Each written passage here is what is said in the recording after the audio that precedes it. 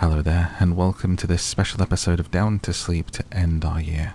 I would love to know in a comment what books you would love to hear me read next year, and this is a special end-of-year Christmas episode to help you relax. This is a collection of the Christmas stories that I've read so far, with relaxing fire sounds in the background to help you get down to sleep.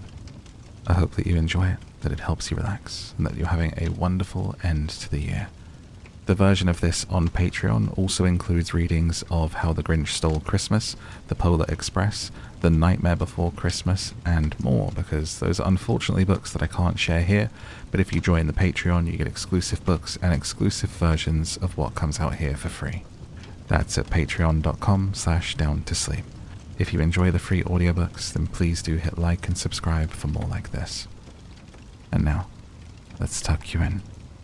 Take a nice deep breath for me, and let's get down to sleep. The Velvetine Rabbit by Marjorie Williams Bianco. There was once a velvetine rabbit, and in the beginning he was really splendid. He was fat and bunchy, as a rabbit should be.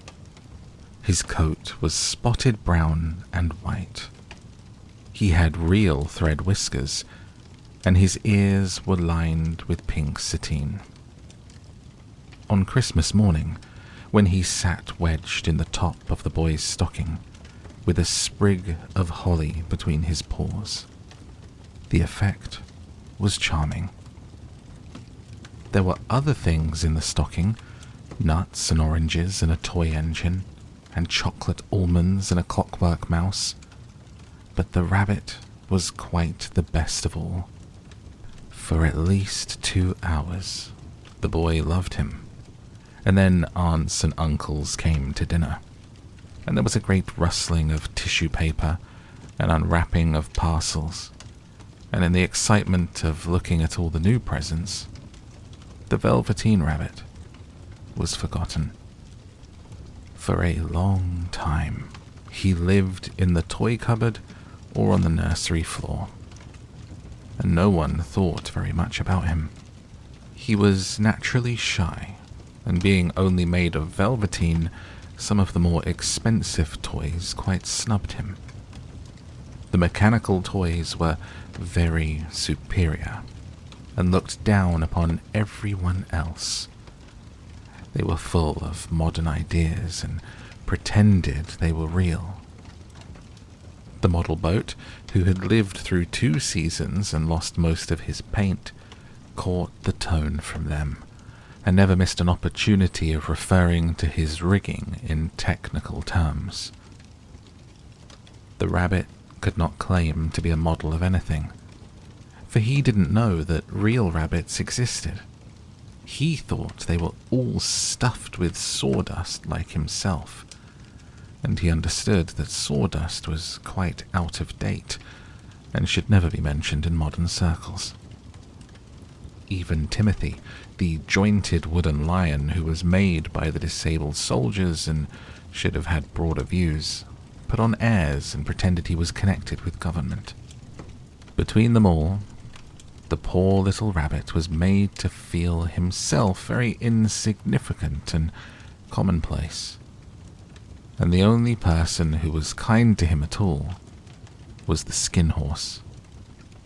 The skin horse had lived longer in the nursery than any of the others. He was so old that his brown coat was bald in patches and showed the seams underneath, and most of the hairs in his tail had been pulled out to string bead necklaces. He was wise, for he had seen a long succession of mechanical toys arrive to boast and swagger, and by the by break their main springs and pass away. And he knew that they were only toys, and would never turn into anything else. For nursery magic is very strange and wonderful, and only those playthings that are old and wise and experienced like the skin horse understand all about it. "What is real?" asked the rabbit one day, when they were lying side by side near the nursery fender before Nana came to tidy the room. Does it mean having things that buzz inside you and a stick-out handle? Real isn't how you were made, said the skin horse. It's a thing that happens to you. When a child loves you for a long, long time, not just to play with, but really loves you, then you become real. Does it hurt? Asked the rabbit. Sometimes, said the skin horse, for he was always truthful. When you are real, you don't mind being hurt. Does it happen all at once, like being wound up, he asked, or bit by bit? It doesn't happen all at once, said the skin horse. You become. It takes a long time. That's why it doesn't happen often to people who break easily, or have sharp edges, or who have to be carefully kept. Generally, by the time you are real, most of your hair has been loved off and your eyes drop out. You get loose in the joints and very shabby. But these things don't matter at all, because once you are real, you can't be ugly. Except to people who don't understand. I suppose you are real? Said the rabbit. And then he wished he had not said it, for he thought the skin horse might be sensitive. But the skin horse only smiled. The boy's uncle made me real, he said. That was a great many years ago. But once you are real, you can't become unreal again. It lasts for always. The rabbit sighed. He thought it would be a long time before this magic called real happened to him. He longed to become real, to know what it felt like. And yet the idea of growing shabby and losing his eyes and whiskers was rather sad.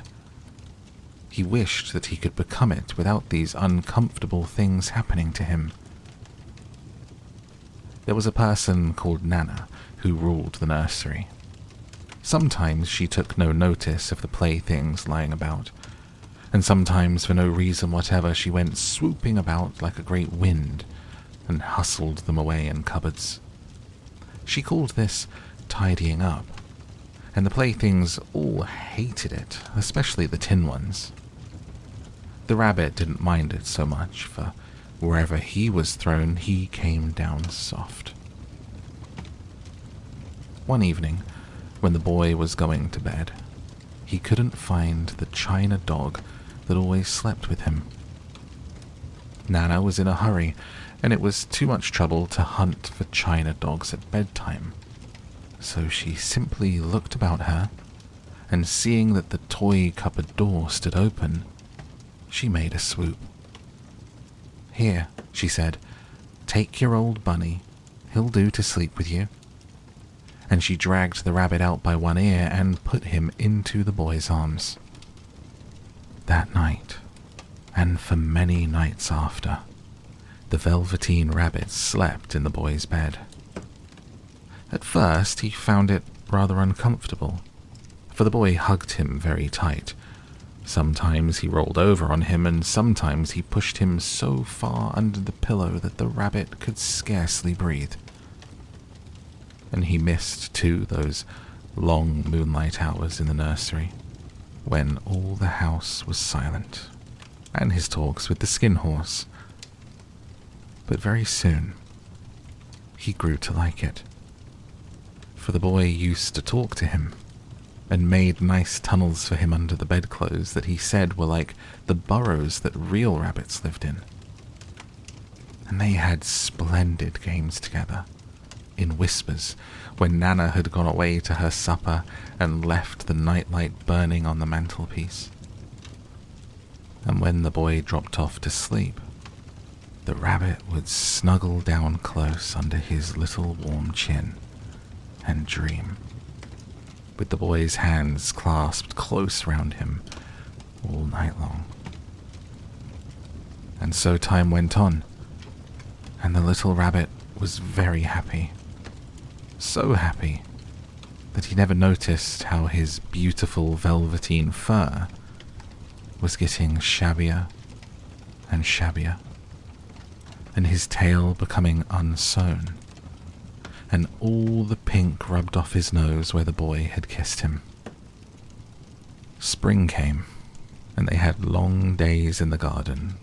For wherever the boy went, the rabbit went too. He had rides in the wheelbarrow, and picnics on the grass, and lovely fairy huts built for him under the raspberry canes behind the flower border.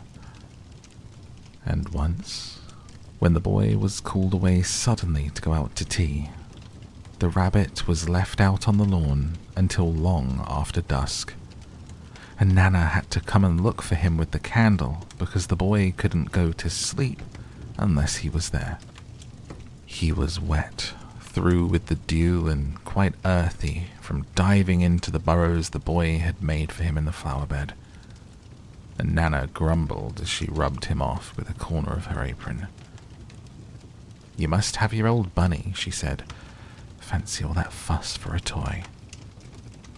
The boy sat up in bed and stretched out his hands. "Give me my bunny," he said. "You mustn't say that. He isn't a toy. He's real." When the little rabbit heard that, he was happy, for he knew that what the skin horse had said was true at last. The nursery magic had happened to him, and he was a toy no longer. He was real. The boy himself had said it. That night, he was almost too happy to sleep, and so much love stirred in his little sawdust heart that it almost burst. And into his boot-button eyes that had long ago lost their polish, there came a look of wisdom and beauty, so that even Nana noticed it next morning when she picked him up and said, "I declare, if that old bunny hasn't got quite a knowing expression." That was a wonderful summer. Near the house where they lived, there was a wood, and in the long June evenings the boy liked to go there after tea to play. He took the velvetine rabbit with him, and before he wandered off to pick flowers or play at brigands among the trees, he always made the rabbit a little nest somewhere among the bracken, where he would be quite cozy, for he was a kind-hearted little boy and he liked Bunny to be comfortable. One evening, while the rabbit was lying there alone, watching the ants that ran to and fro between his velvet paws in the grass, he saw two strange beings creep out of the tall bracken near him. They were rabbits like himself, but quite furry and brand new. They must have been very well made, for their seams didn't show at all, and they changed shape in a queer way when they moved. One minute they were long and thin, and the next minute fat and bunchy, instead of always staying the same like he did.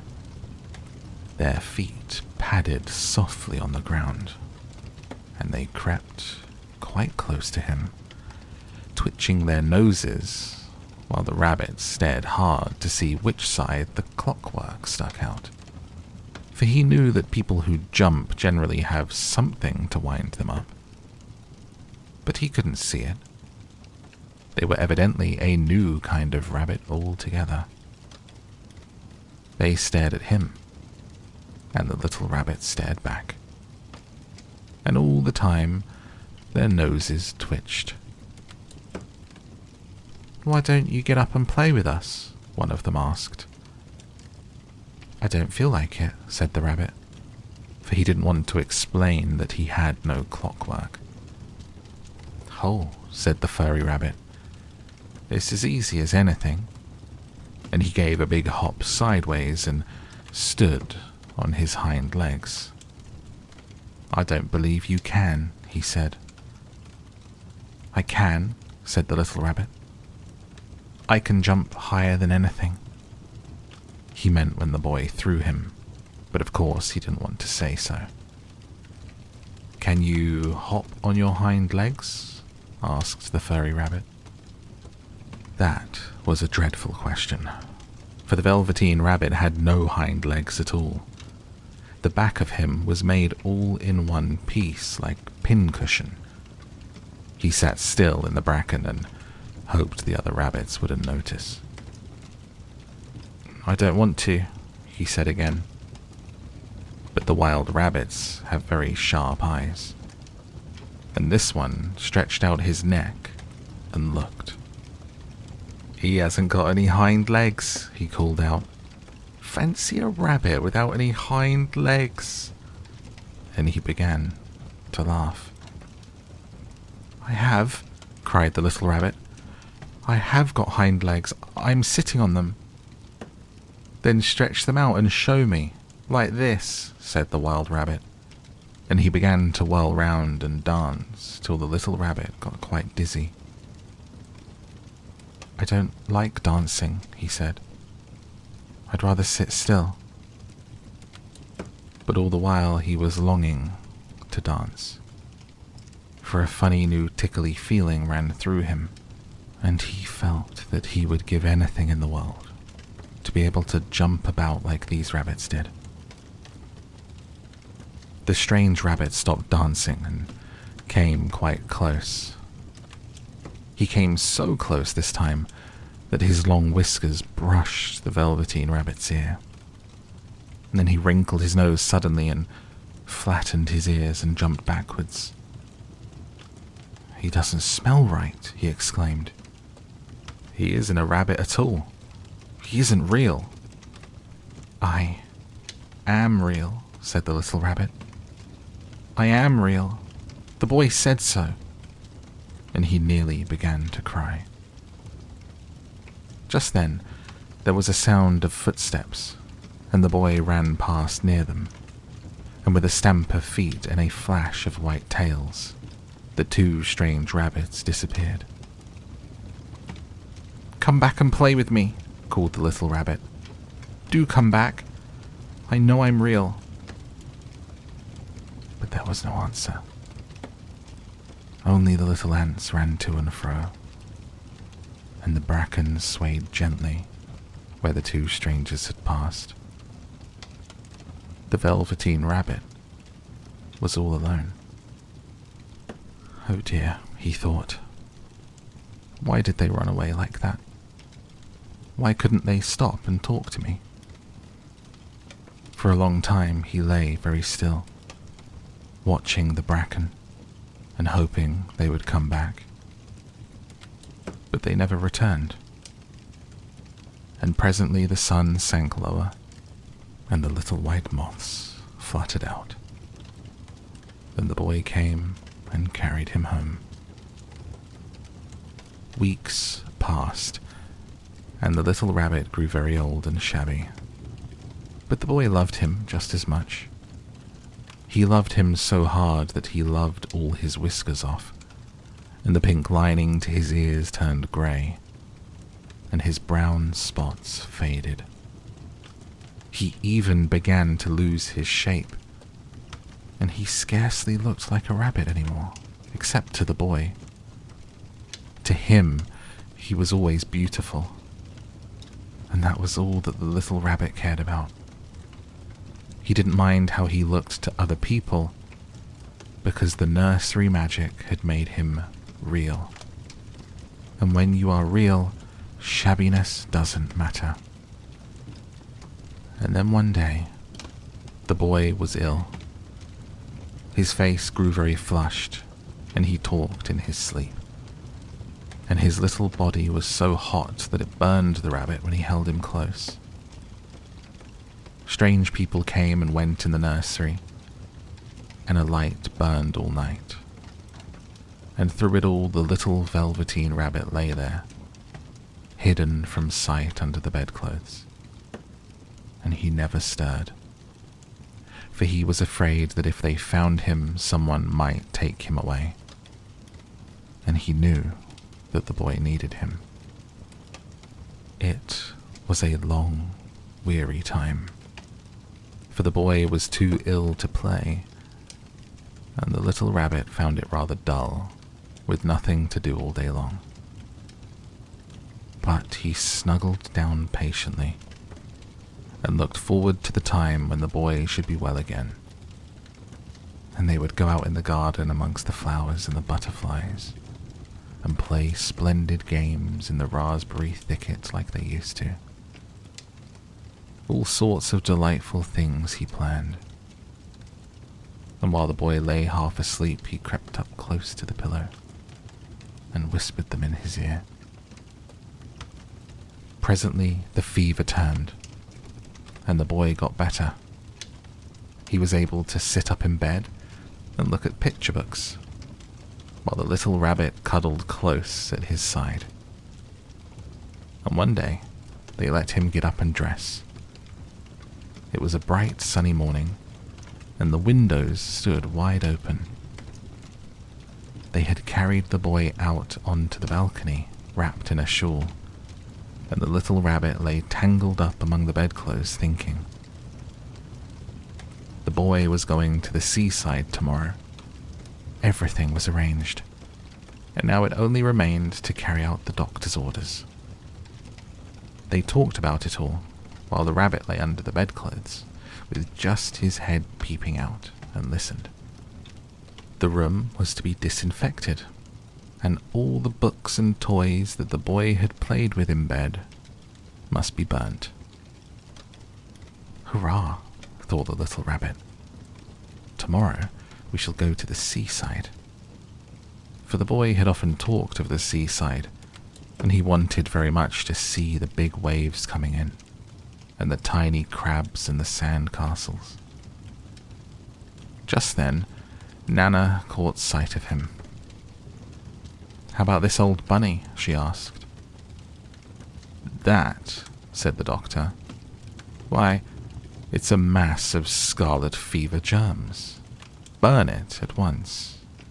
"What? Nonsense. Get him a new one. He mustn't have that any more." And so the little rabbit was put into a sack, with the old picture books and a lot of rubbish, and carried out to the end of the garden behind the fowl house. That was a fine place to make a bonfire. Only the gardener was too busy just then to attend to it. He had the potatoes to dig and the green peas to gather. But next morning he promised to come quite early and burn the whole lot. That night, the boy slept in a different bedroom, and he had a new bunny to sleep with him.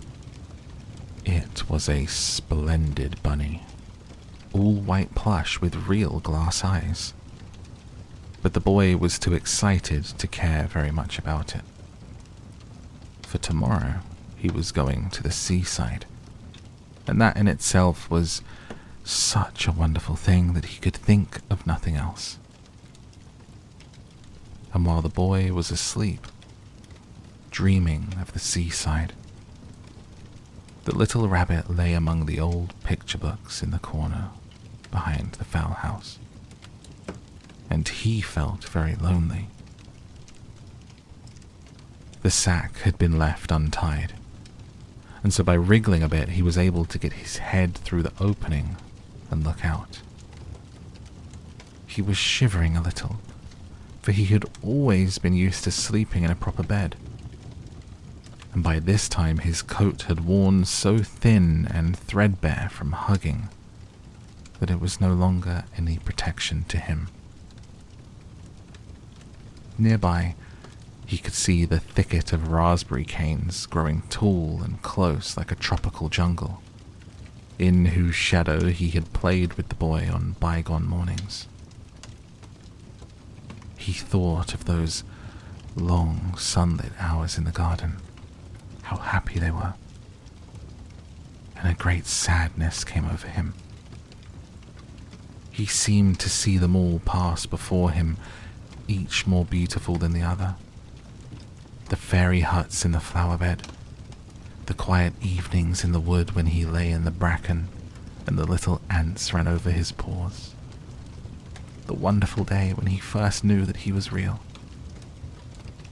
He thought of the skin horse, so wise and gentle, and all that he had told him. Of what use was it to be loved and lose one's beauty and become real, if it all ended like this? And a tear, a real tear, trickled down his little shabby velvet nose and fell to the ground. And then a strange thing happened. For where the tear had fallen, a flower grew out of the ground. A mysterious flower, not at all like any that grew in the garden. It had slender green leaves the color of emeralds, and in the center of the leaves a blossom like a golden cup. It was so beautiful that the little rabbit forgot to cry, and he just lay there watching it. And presently the blossom opened, and out of it there stepped a fairy. She was quite the loveliest fairy in the whole world. Her dress was of pearl and dewdrops, and there were flowers round her neck and in her hair, and her face was like the most perfect flower of all. And she came close to the little rabbit, and gathered him up in her arms, and kissed him on his velvetine nose that was all damp from crying. "Little rabbit," she said, "don't you know who I am?" The rabbit looked up at her, and it seemed to him that he had seen her face before, but he couldn't think where. "I am the nursery magic fairy," she said. "I take care of all the playthings that the children have loved. When they are old and worn out, and the children don't need them anymore, then I come and take them away with me and turn them into real." "Wasn't I real before?" asked the little rabbit. "You were real to the boy," the fairy said, "because he loved you. Now you shall be real to everyone." And she held the little rabbit close in her arms and flew with him into the wood. It was light now, for the moon had risen. All the forest was beautiful, and the fronds of the bracken shone like frosted silver. In the open glade between the tree trunks, the wild rabbits danced with their shadows on the velvet grass. But when they saw the fairy, they all stopped dancing and stood round in a ring to stare at her. "I've brought you a new playfellow," the fairy said. "You must be very kind to him and teach him all he needs to know in Rabbitland, for he's going to live with you forever and ever." And she kissed the little rabbit and put him down on the grass. "Run and play, little rabbit," she said. But the little rabbit sat quite still for a moment and never moved. For when he saw all the wild rabbits dancing around him, he suddenly remembered about his hind legs, and he didn't want them to see that he was made all in one piece. He did not know that when the fairy kissed him that last time, she had changed him altogether. And he might have sat there a long time, too shy to move, if just then something hadn't tickled his nose. And before he thought what he was doing, he lifted his hind toe to scratch it, and he found that he actually had hind legs. Instead of dingy velvetine, he had brown fur, soft and shiny. His ears twitched by themselves, and his whiskers were so long that they brushed the grass. He gave one leap, and the joy of using those hind legs was so great that he went springing about the turf on them, jumping sideways and whirling round as the others did, and he grew so excited that when at last he did stop to look for the fairy, she had gone. He was a real rabbit at last, at home with the other rabbits. Autumn passed, and winter, and in the spring, when the days grew warm and sunny, the boy went out to play in the wood behind the house. And while he was playing, 2 rabbits crept out from the bracken and peeked at him. One of them was brown all over, but the other had strange markings under his fur, as though long ago he had been spotted, and the spots still showed through.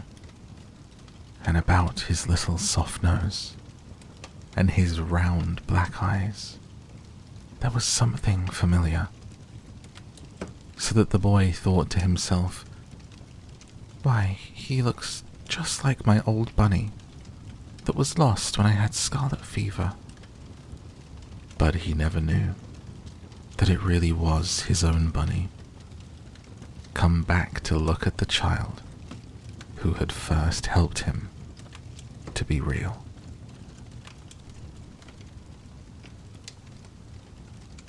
Hans Christian Andersen's The Fir Tree. Out in the forest stood such a charming fir tree. It was in a good spot where it could get sunshine, and there was plenty of air. All around grew scores of bigger companions, both firs and pines. But the little fir tree was so eager to grow up that it didn't think about the warm sun or the fresh air. It didn't pay attention to the farm children who walked past, chattering whenever they were out gathering strawberries or raspberries. Often they would come by with a whole pitcher full, or they would have strawberries threaded on a piece of straw. Then they would sit down near the little tree and say, "Oh, how charming and little it is." And that's not at all what the tree wanted to hear. The following year it was a full length taller, and the year after that another. On a fir tree you can tell how many years it has been by how many layers of branches it has. "Oh, if only I were a big tree like the others," sighed the little tree. "Then I could spread out my branches all around, and from the top I could gaze out on the wide world. The birds would build nests in my branches, and when the wind blew I could nod so grandly like all the others."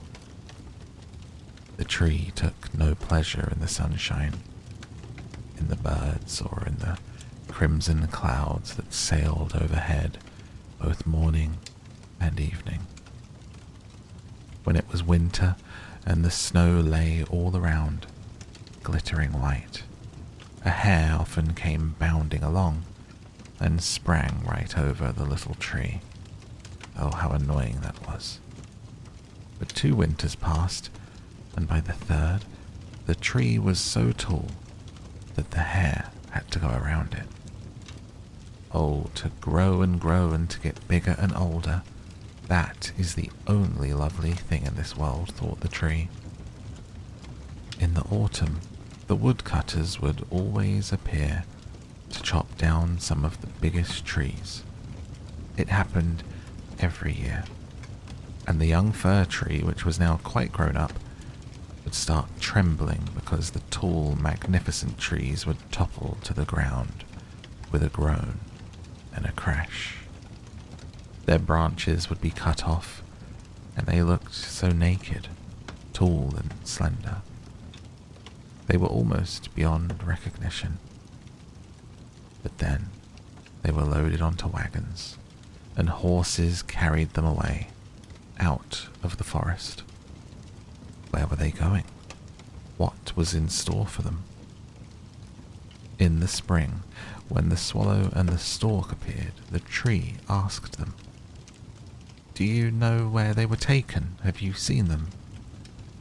The swallows didn't know anything, but the stork looked thoughtful, nodded his head and said, "Oh yes, I think so. I met many new ships as I flew here from Egypt. On the ships were magnificent mast trees, and I'd venture to say they were yours. They smelled of fur. I bring you many greetings," how they swaggered and swayed. "Oh, if only I too were big enough to fly across the sea. What's the sea like anyway? How does it look?" "Well, it's much too complicated to describe," said the stork, and flew off. "Enjoy your youth," said the rays of sunlight. "Enjoy your fresh growth and the young life inside you." The wind kissed the tree. The dew shed tears over it, but the fir tree did not understand. When Christmas time came, quite young trees were felled. Trees that were often not even as tall or as old as the fir tree, which could never find any peace but was always eager to be off. These young trees, they were the most beautiful of all, and they always kept their branches. They were loaded onto wagons, and horses carried them away, out of the forest. "Where are they going?" asked the fir tree. "They're no bigger than I am. There was even one that was much smaller. Why do they keep all their branches, and where are they being taken?" We know, chirped the sparrows. "In town, we looked in the windows. We know where they're being taken. They end up in the greatest splendor and glory that you could ever imagine. We've looked in the windows and we've seen them. They're planted in the middle of the warm parlor and decorated with the loveliest things. Gilded apples, gingerbread, toys, hundreds of candles." "And then?" asked the fir tree, all of its branches a-quiver. "And then? What happens next?" "Well, that's all we saw, but nothing could match it." "Maybe I was meant to take this glorious path," rejoiced the fir tree. "That's even better than going across the sea. What an agony of longing. If only it were Christmas. Now I am as tall and broad as the others that were carried off last year. If only I were on that wagon right now. If only I were in that warm parlor with all that splendor and glory. And then, well then, something even better is bound to happen. Something even more wonderful. Why would they decorate me like that otherwise? Something even grander, even more glorious is bound to happen. But what? Oh, how I'm suffering. How I yearn. I just don't know what's come over me." "Take pleasure in us," said the air, and the sunlight. "Take pleasure in your fresh youth out in the open." But the fir tree felt no pleasure at all. It grew and grew. Both winter and summer it was green. Dark green it stood there. Everyone who saw it said, "That's a lovely tree." And at Christmas, it was the very first to be cut down.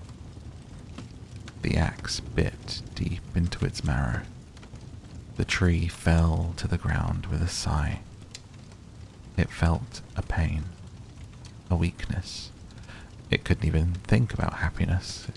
It was sad to part with its home, the spot where it had sprouted up.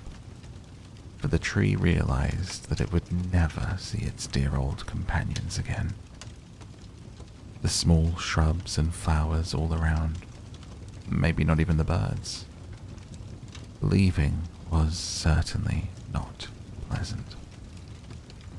the tree didn't recover until it was unloaded in a courtyard with all the other trees, and it heard a man say, "That one is magnificent.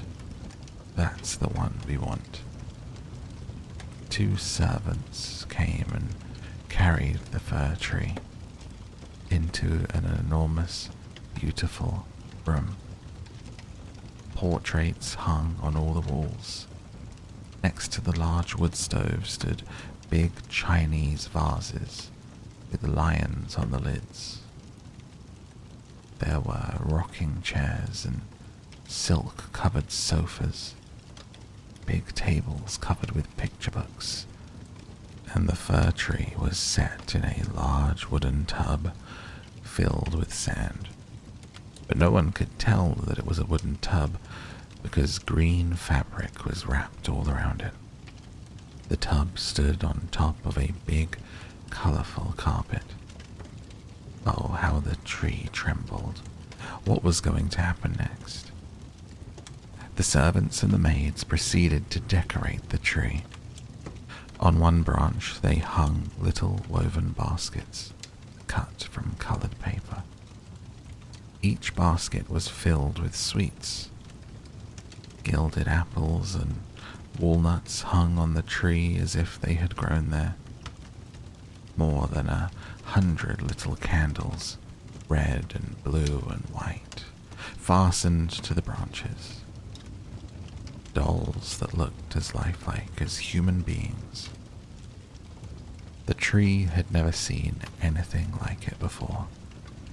At the very top, they put a big star made from shiny gold paper. It was magnificent, quite incomparably magnificent. "Tonight," they all said, "tonight the tree will shine." Oh, thought the tree, if only it were evening. If only they would light the candles soon. What will happen after that? Will trees come from the forest and look at me? Will the sparrows fly past the window? Will I take root and stand here decorated like this all winter and summer long? Oh yes, the tree thought it knew all about it. It had a terrible barkache from sheer yearning, and barkaches are just as bad for trees as headaches are for the rest of us. Finally, the candles were lit. What splendor, what magnificence. Every branch of the tree trembled so much that one of the candles set fire to the bough. How it stung. "God help us," shrieked the maids as they hastily put out the fire. Now the tree didn't even dare to tremble. How awful. It was so afraid of losing any of its finery. It was quite bedazzled by all of the splendor. And then the double doors flew open, and a crowd of children rushed in, as if they were about to topple the whole tree. The grown-ups followed more sedately. The children stood in utter silence, but only for a moment. Then they began shouting again so that their voices echoed through the room.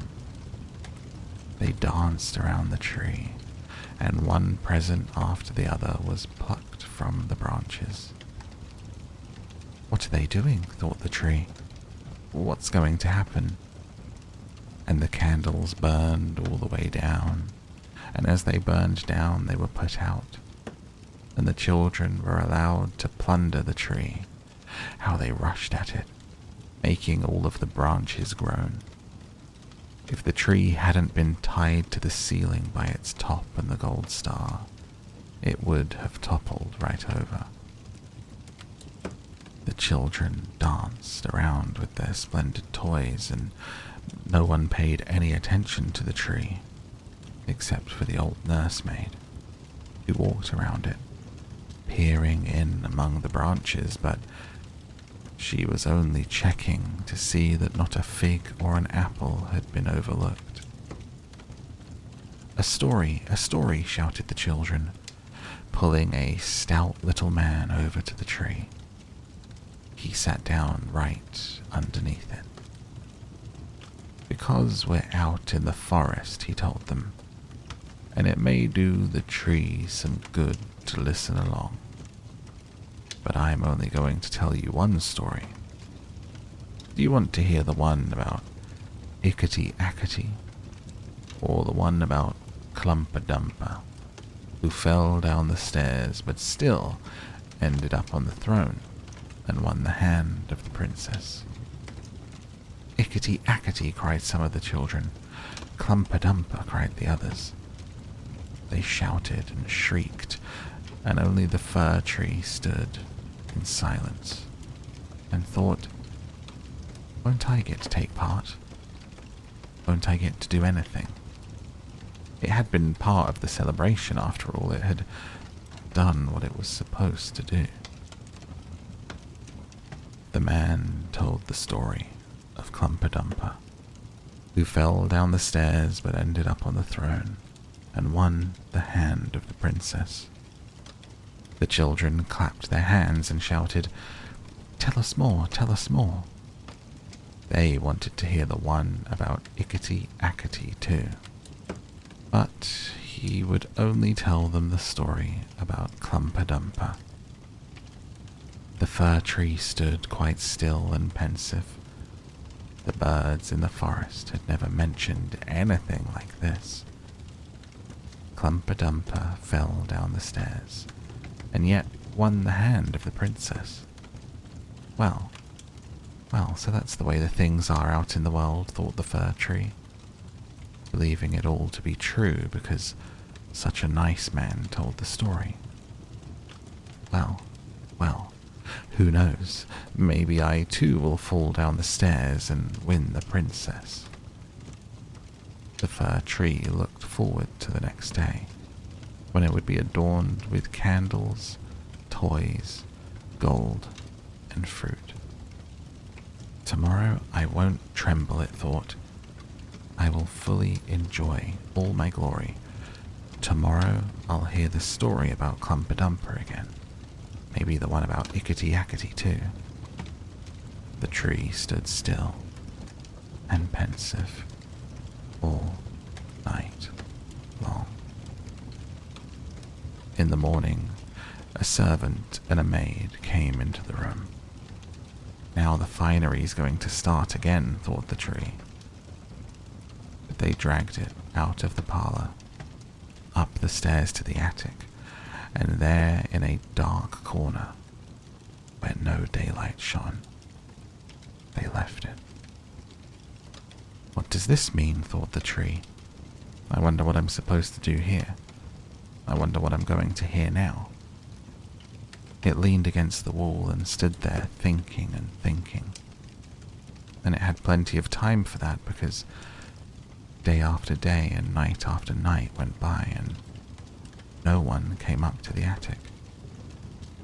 When someone finally did, it was only to put some large boxes in the corner. The tree stood quite hidden. You would almost think that it had been completely forgotten.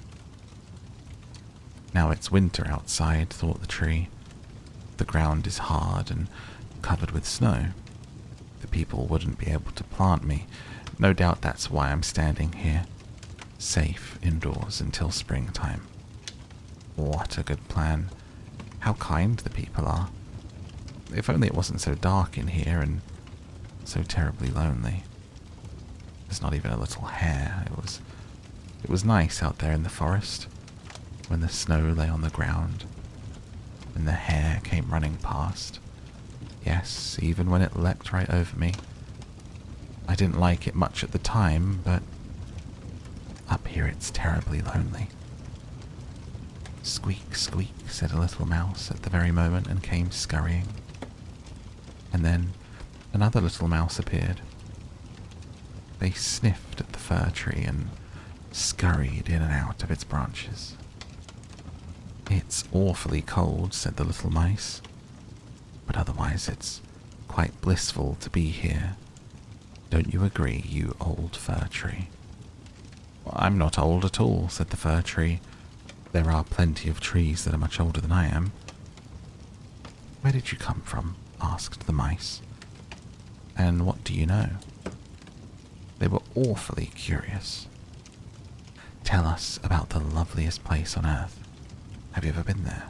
Have you been in the pantry where the cheeses are lined up on the shelves and the hams hang from ceilings? Where you can dance on tallow candles? Where you go in skinny but you come out fat?" "I don't know that place," said the tree, "but I do know the forest, where the sun shines and the birds sing."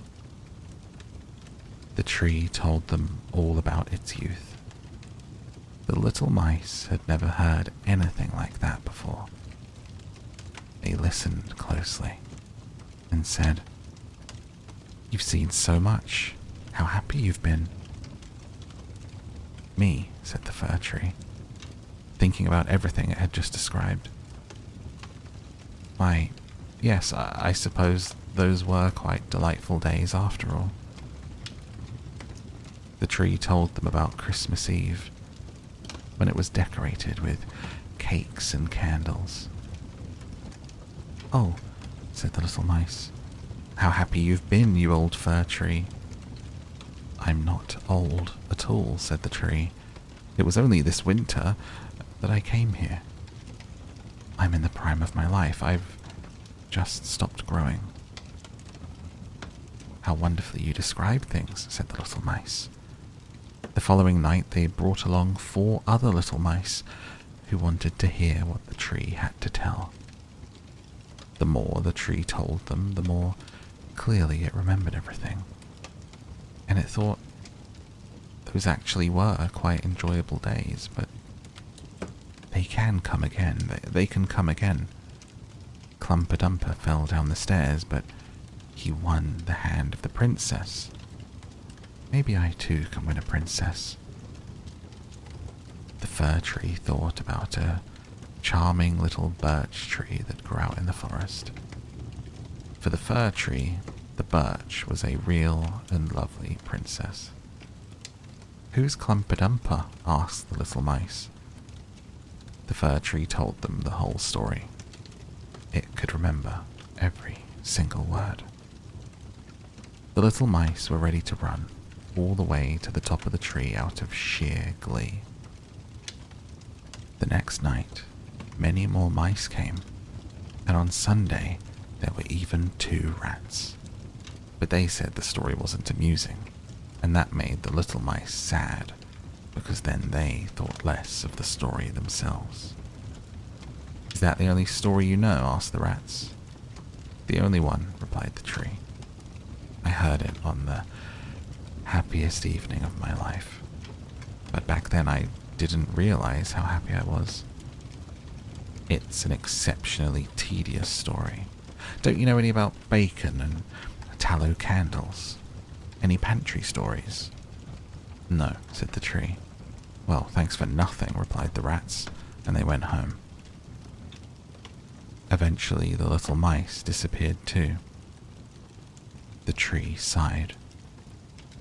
It was so nice having those nimble little mice sitting around me, listening to what I told them.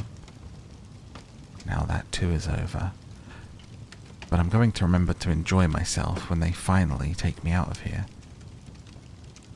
But when would that happen? One day, in the early morning, servants came up to the attic and started rummaging around. The boxes were moved aside, the tree was pulled out. Now, it's true they threw it to the floor rather hard, but then a man dragged it towards the stairs where the daylight was shining. Life will begin again, thought the tree. It could feel the fresh air, the first rays of sun. Then it was out in the courtyard. Everything happened so fast that the tree forgot all about taking a look at itself. There was so much to see all around. The courtyard was next to a garden and everything was in bloom. The roses hung so fresh and fragrant over the little fence. The linden trees were blossoming, and the swallows flew about, saying, "My husband has arrived." But it wasn't the fir tree that they meant. "Now I'm going to live," rejoiced the tree, spreading its branches wide. But alas, its boughs were all withered and yellow. In the corner among the weeds and the nettles was where the tree came to rest. The star made from gold paper was still on top, shimmering in the bright sunshine. In the courtyard, several of the lively children were playing, who had danced around the tree at Christmas time, taking such delight in it. One of the youngest children came over and tore off the golden star. "Look what's still sitting on this horrid old Christmas tree," he said, stomping on the branches so that they groaned under his boots. The tree looked at all of that floral splendor and freshness in the garden. Then it looked at itself, and it wished that it had stayed in the dark corner of the attic. The tree thought about its fresh youth in the forest, about the joyous Christmas Eve, about the little mice who had listened so happily to the story about Clumper-Dumper. "It's over," said the poor tree. "It's over. If only I had enjoyed it while I could. It's over." The hired man came over and chopped the tree into little pieces. It made a whole stack. How lovely the tree flared up under the old big copper cauldron. It sighed so deeply. Each sigh was like the sound of a little shot. That's why the children who were playing came running over and sat down in front of the fire, staring into the flames and shouting bang, snap. But each sharp crack, which was a deep sigh, was the tree thinking about a summer day in the forest, or about a winter night out there when the stars were shining. It thought about Christmas Eve and about Clumper-Dumper, the only story it had ever heard and knew how to tell. Before long, the tree had burned up. The boys played in the courtyard, and on his chest the youngest one had the gold star that the tree wore on its happiest evening. Now it was over. The tree was gone, along with the story. It was over. And that's what happens to every story. A Christmas Tree by Charles Dickens. I have been looking on this evening at a merry company of children assembled round that pretty German toy, a Christmas tree. The tree was planted in the middle of a great round table, and towered high above their heads. It was brilliantly lighted by a multitude of little tapers, and everywhere sparkled and glittered with bright objects. There were rosy-cheeked dolls hiding behind the green leaves, and there were real watches with movable hands, at least in an endless capacity of being wound up, dangling from innumerable twigs. There were French polished tables, chairs, bedsteads, wardrobes, 8-day clocks, and various other articles of domestic furniture, wonderfully made in tin at Wolverhampton, perched among the boughs, as if in preparation for some fairy housekeeping. There were jolly, broad-faced little men, much more agreeable in appearance than many real men, and no wonder, for their heads took off and showed them to be full of sugar plums.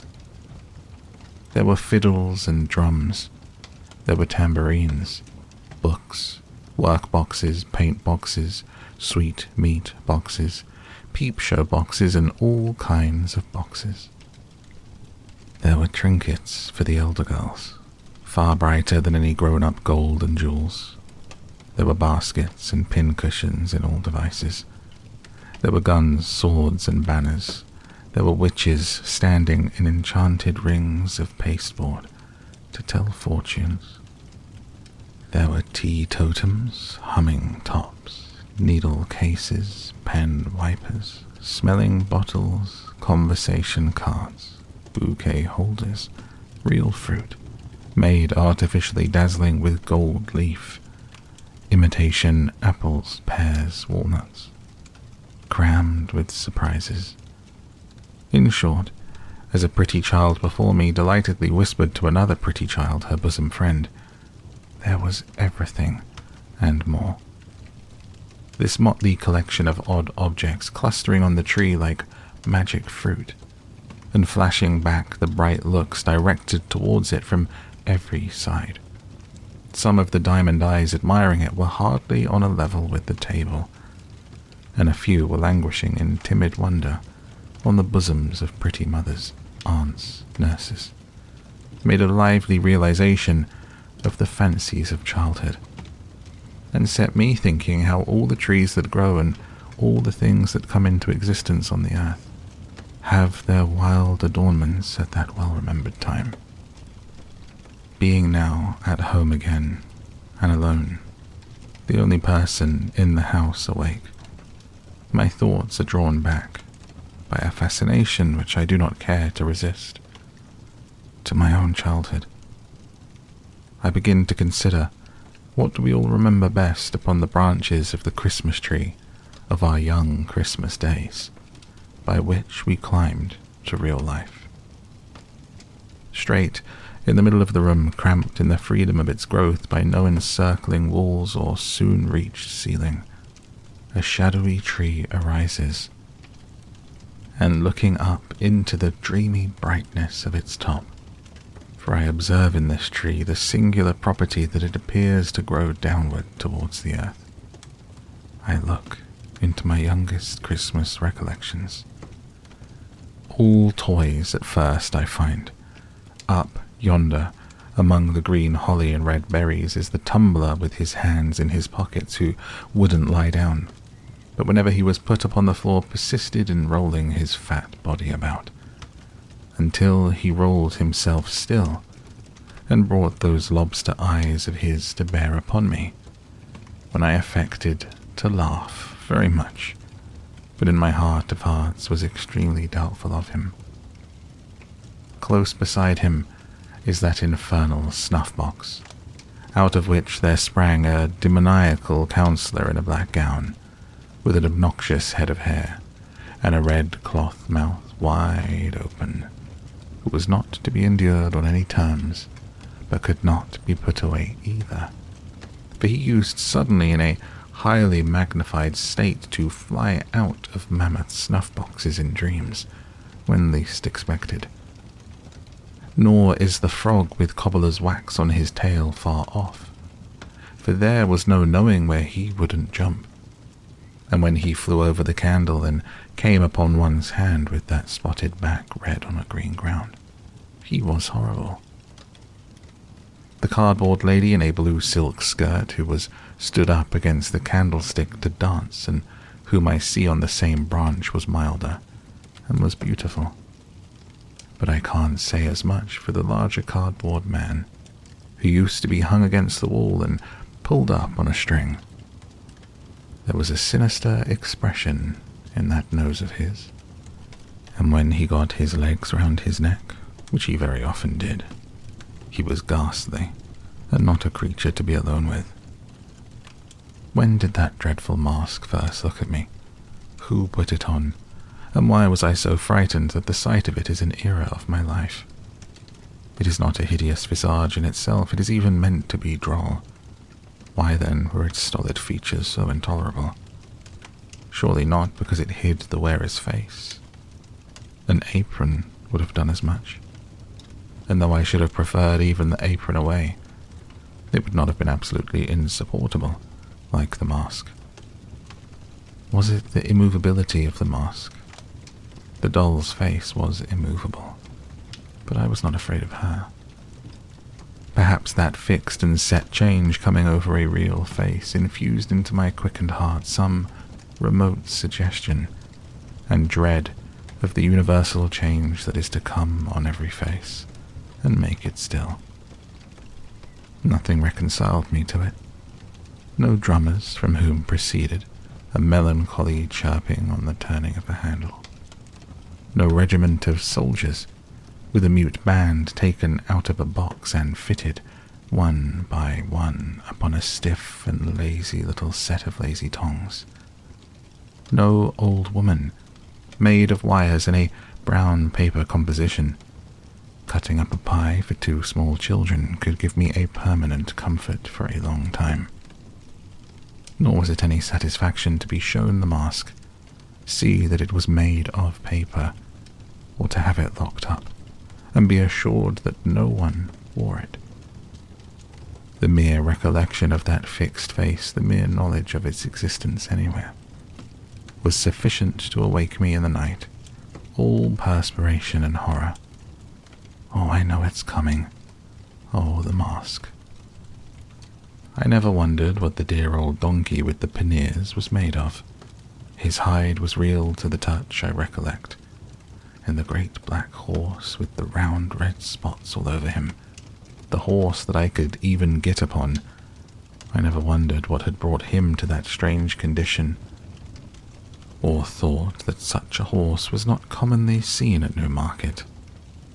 The 4 horses of no colour next to him that went into the wagon of cheeses and could be taken out and stabled under the piano appear to have bits of fur tippet for their tails and other bits for their manes, and to stand on pegs instead of legs. But it was not so when they were brought home for a Christmas present. They were all right then. Neither was their harness unceremoniously nailed into their chests as appears to be the case now. The tinkling works of the music cart I did find out to be made of quill toothpicks and wire.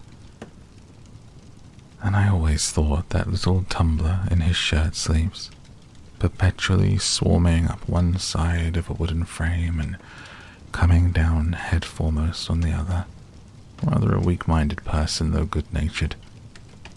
But the Jacob's ladder next him made of little squares of red wood that went flapping and clattering over one another, each developing a different picture, and the whole enlivened by small bells was a mighty marvel and a great delight. Ah, the doll's house, of which I was not proprietor, but where I visited.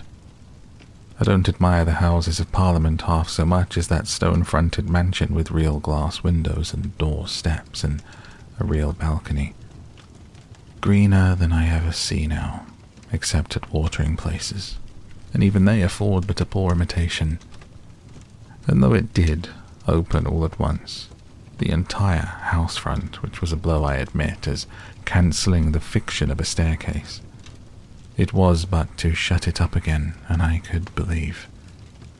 Even open, there were 3 distinct rooms in it, a sitting room and bedroom, elegantly furnished, and best of all, a kitchen, with uncommonly soft fire irons, a plentiful assortment of diminutive utensils, the warming pan, and a tin man cook in profile, who was always going to fry 2 fish. What Barmecide justice have I done to the noble feasts wherein the set of wooden platters figured, each with its own peculiar delicacy, as a ham or turkey glued tight onto it and garnished with something green which I recollect as moss? Could all the temperance societies of these later days, united, give me such a tea-drinking as I have had through the means of yonder little set of blue crockery, which really would hold liquid? It ran out of the small wooden cask, I recollect, and tasted of matches, and which made tea, nectar, and if the two legs of the ineffectual little sugar tongs did tumble over one another and want purpose like Punch's hands, what does it matter? And if I did once shriek out as a poisoned child and strike the fashionable company with consternation by reason of having drunk a little teaspoon inadvertently dissolved in too hot tea, I was never the worse for it, except by a powder. Upon the next branches of the tree, lower down, hard by the green roller and miniature gardening tools, how thick the books begin to hang. Thin books in themselves at first, but many of them, and with deliciously smooth covers of bright red or green. What fat black letters to begin with. A was an archer, and shot at a frog. Of course he was. He was an apple pie also, and there he is. He was a good many things in his time, was A, and so were most of his friends except X, who had so little versatility. I never knew him to get beyond Circes or Santip, like Y, who was always confined to yacht or a yew tree, and Z, condemned forever to be a zebra or a zany. But now the very tree itself changes and becomes a beanstalk. The marvellous beanstalk up which Jack climbed to the giant's house, and now those dreadfully interesting double-headed giants with their clubs over their shoulders begin to stride along the boughs in a perfect throng, dragging knights and ladies home for dinner by the hair of their heads. And Jack, how noble, with his sword of sharpness and his shoes of swiftness. Again those old meditations come upon me as I gaze up at him, and I debate within myself whether there was more than one Jack, which I am loath to believe possible, or only one genuine, original, admirable Jack, who achieved all the recorded exploits. Good for Christmas time is the ruddy colour of the cloak, in which the tree making a forest of itself for her to trip through with her basket, Little Red Riding Hood comes to me one Christmas Eve, to give me information of the cruelty and treachery of that dissembling wolf who ate her grandmother, without making any impression on his appetite, and then ate her, after making that ferocious joke about his teeth. She was my first love. I felt that if I could have married Little Red Riding Hood I should have known perfect bliss, but it was not to be, and there was nothing for it but to look out for the wolf in the Noah's Ark there, and put him late in the procession on the table as a monster who was to be degraded. Oh, the wonderful Noah's Ark. It was not found seaworthy when put in a washing tub, and the animals were crammed in at the roof and needed to have their legs well shaken down before they could be got in. Even there and then, 10 to 1, they began to tumble out the door, which was but imperfectly fastened with a wire latch, but what was that against it? Consider the noble fly, a size or two smaller than the elephant, the ladybird, the butterfly, all triumphs of art. Consider the goose, whose feet were so small and whose balance was so indifferent, that he usually tumbled forward and knocked down all the animal creation. Consider Noah and his family, like idiotic tobacco stoppers, and how the leopards stuck to warm little fingers, how the tails of the larger animals used gradually to resolve themselves into frayed bits of string. Hush. Again a forest, and somebody up in a tree. Not Robin Hood, not Valentine, not the Yellow Dwarf. I have passed him and all Mother Bunch's wonders without mention. But an Eastern king, with a glittering scimitar and turban. By Allah, 2 Eastern kings, for I see another looking over his shoulder. Down upon the grass at the tree's foot lies the full length of a coal-black giant, stretched asleep, with his head in a lady's lap. Near them is a glass box, fastened with 4 locks of shining steel, in which he keeps the lady prisoner when he is awake. I see the 4 keys at his girdle now. The lady makes signs to the 2 kings in the tree, who softly descend.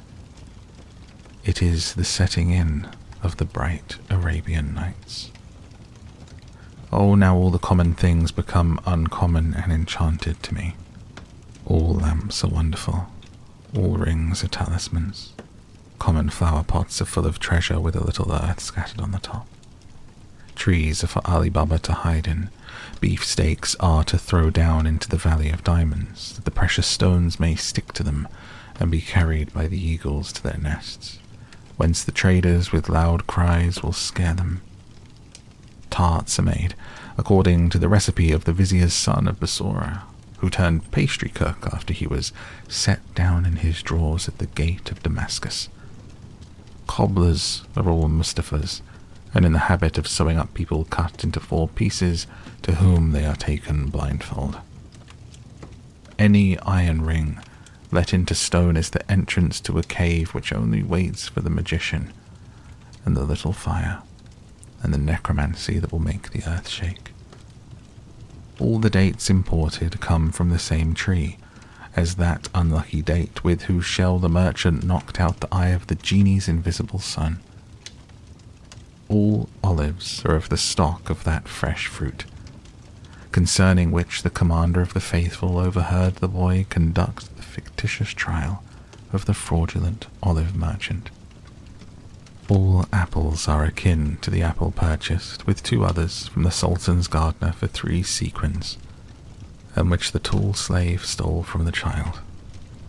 All dogs are associated with the dog, really a transformed man who jumped upon the baker's counter and put his paw on the piece of bad money. All rice recalls the rice which the awful lady who was a ghoul could only peck by grains because of her nightly feasts in the burial place. My very rocking horse. There he is, with his nostrils turned completely inside out, indicative of blood. Should have a peg in his neck by virtue thereof to fly away with me as the wooden horse did with the Prince of Persia in the sight of all his father's court. Yes, on every object that I recognize among those upper branches of my Christmas tree, I see this fairy light. When I wake in bed at daybreak on the cold, dark winter mornings, the white snow dimly beheld outside through the frost on the window pane, I hear Dinarzade. Sister, sister, if you are yet awake, I pray you finish the history of the young king of the Black Islands, Scheherazade replies. If my lord the Sultan will suffer me to live another day, sister, I will not only finish that, but tell you a more wonderful story yet.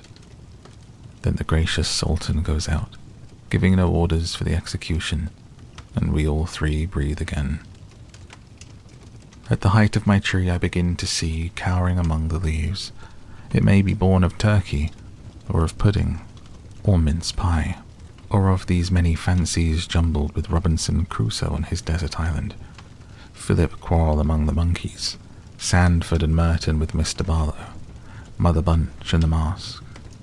Or it may be the result of indigestion, assisted by imagination, and over-doctoring a prodigious nightmare.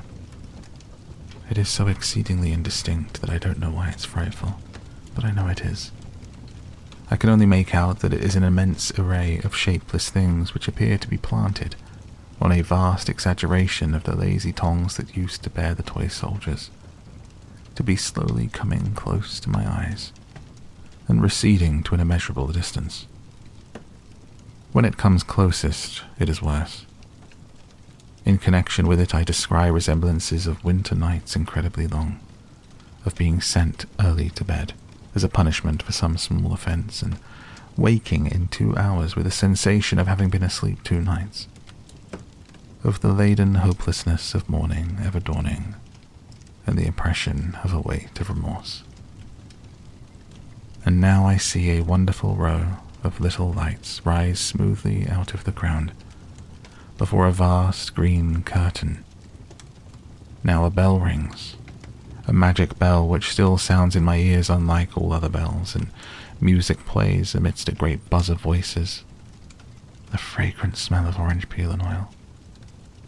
Anon the magic bell commands the music to cease, and the great green curtain rolls itself up majestically, and the play begins. The devoted dog of Montargis avenges the death of his master, foully murdered in the forest of Bondi, and a humorous peasant with a red nose and a very little hat, whom I take from this hour forth to my bosom as a friend. I think he was a waiter or an hostler at a village inn, but many years have passed since he and I have met. Remarks that the sagacity of that dog is indeed surprising, and evermore the jocular conceit will live in my remembrance, fresh and unfading, overtopping all possible jokes unto the end of time. For now I learn with bitter tears how poor Jane Shaw dressed all in white and with her brown hair hanging down, went starving through the streets, or how George Barnwell killed the worthiest uncle that ever man had, and was afterwards so sorry for it that he ought to have been let off. Comes swift to comfort me the pantomime, stupendous phenomenon, when clowns are shot from loaded mortars into the great chandelier, bright constellation that it is, when harlequins, covered all over with scales of pure gold, twist and sparkle like amazing fish, when Pantaloon, whom I deem it no irreverence to compare in my own mind to my grandfather, puts red-hot pokers in his pocket, and cries, "Here's somebody coming," or taxes the clown with petty larceny by saying, "Now I saw you do it," when everything is capable with the greatest ease of being changed into anything, and nothing is but thinking makes it so. Now too I perceive my first experience of the dreary sensation, often to return in afterlife, of being unable next day to get back to the dull, settled world, of wanting to live forever in the bright atmosphere I have quitted, of doting on the little fairy with the wand like a celestial barber's pole, and pining for a fairy immortality along with her. She comes back in many shapes, as my eyes wander down the branches of my Christmas tree, and goes as often, and has never yet stayed by me. Out of this delight springs the toy theatre. There it is, with its familiar proscenium, and ladies in feathers in the boxes, all its attendant occupation with paste and glue and gum and watercolours, in the getting up of the miller and his men and Elizabeth, or the exile of Siberia. In spite of a few besetting accidents and failures, particularly an unreasonable disposition in the respectable Kelmar, and some others to become faint in the legs and double up at exciting point of the drama, a teeming world of fancy so suggestive and all-embracing that far below it on my Christmas tree I see dark, dirty, real theatres in the daytime, adorned with these associations as with the freshest garlands of the rarest flowers, and charming me yet. But hark, the waits are playing, and they break my childish sleep. What images do I associate with the Christmas music as I see them set forth on the Christmas tree? Known before the others, keeping far apart from all the others, they gather round my little bed. An angel speaking to a group of shepherds in a field, some travellers with eyes uplifted following a star, a baby in a manger, a child in a spacious temple talking with grave men, a solemn figure with a mild and beautiful face raising a dead girl by the hand again near a city gate, calling back the son of a widow on his bier to life, a crowd of people looking through the opened roof of a chamber where he sits, letting down a sick person on a bed with ropes. The same in a tempest, walking on the water to a ship again on a seashore, teaching a great multitude, again with a child upon his knee and other children round again, restoring sight to the blind, speech to the dumb, hearing to the deaf, health to the sick, strength to the lame, knowledge to the ignorant, again dying upon a cross, watched by armed soldiers, a thick darkness coming on the earth beginning to shake, and only one voice heard, "Forgive them, for they know not what they do." Still, on the lower and maturer branches of the tree, Christmas associations cluster thick.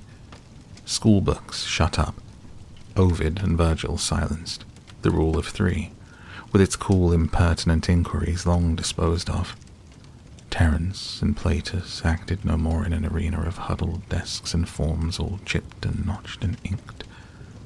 Cricket bats, stumps, balls left higher up. The smell of trodden grass and the softened noise of shouts in the evening air. The tree is still fresh, still gay. If I no more come home at Christmas time, there will be boys and girls, thank heaven, while the world lasts, and they do. Yonder they dance and play upon the branches of my tree, God bless them merrily, and my heart dances and plays too. And I do come home at Christmas. We all do, or we all should. We all come home, or ought to come home, for a short holiday. The longer, the better. From the great boarding school where we are forever working at our arithmetical slates to take and give a rest. As to going a-visiting, where can we not go, if we will? Where have we not been when we would? Starting our fancy from our Christmas tree. Away into the winter prospect. There are many such upon the tree. On by lie-lowing misty grounds, through fens and fogs, up long hills, winding dark as caverns between thick plantations, almost shutting out the sparkling stars. So out on broad heights until we stop at last with sudden silence at an avenue. The gate bell has a deep, half-awful sound in the frosty air.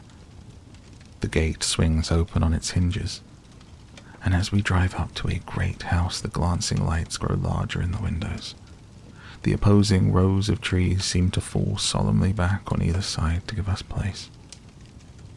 At intervals all day, a frightened hare has shot across this whitened turf, or the distant clatter of a herd of deer trampling the hard frost has, for the minute, crushed the silence too. Their watchful eyes beneath the fern may be shining now, if we could see them, like the icy dewdrops on the leaves. But they are still, and all is still.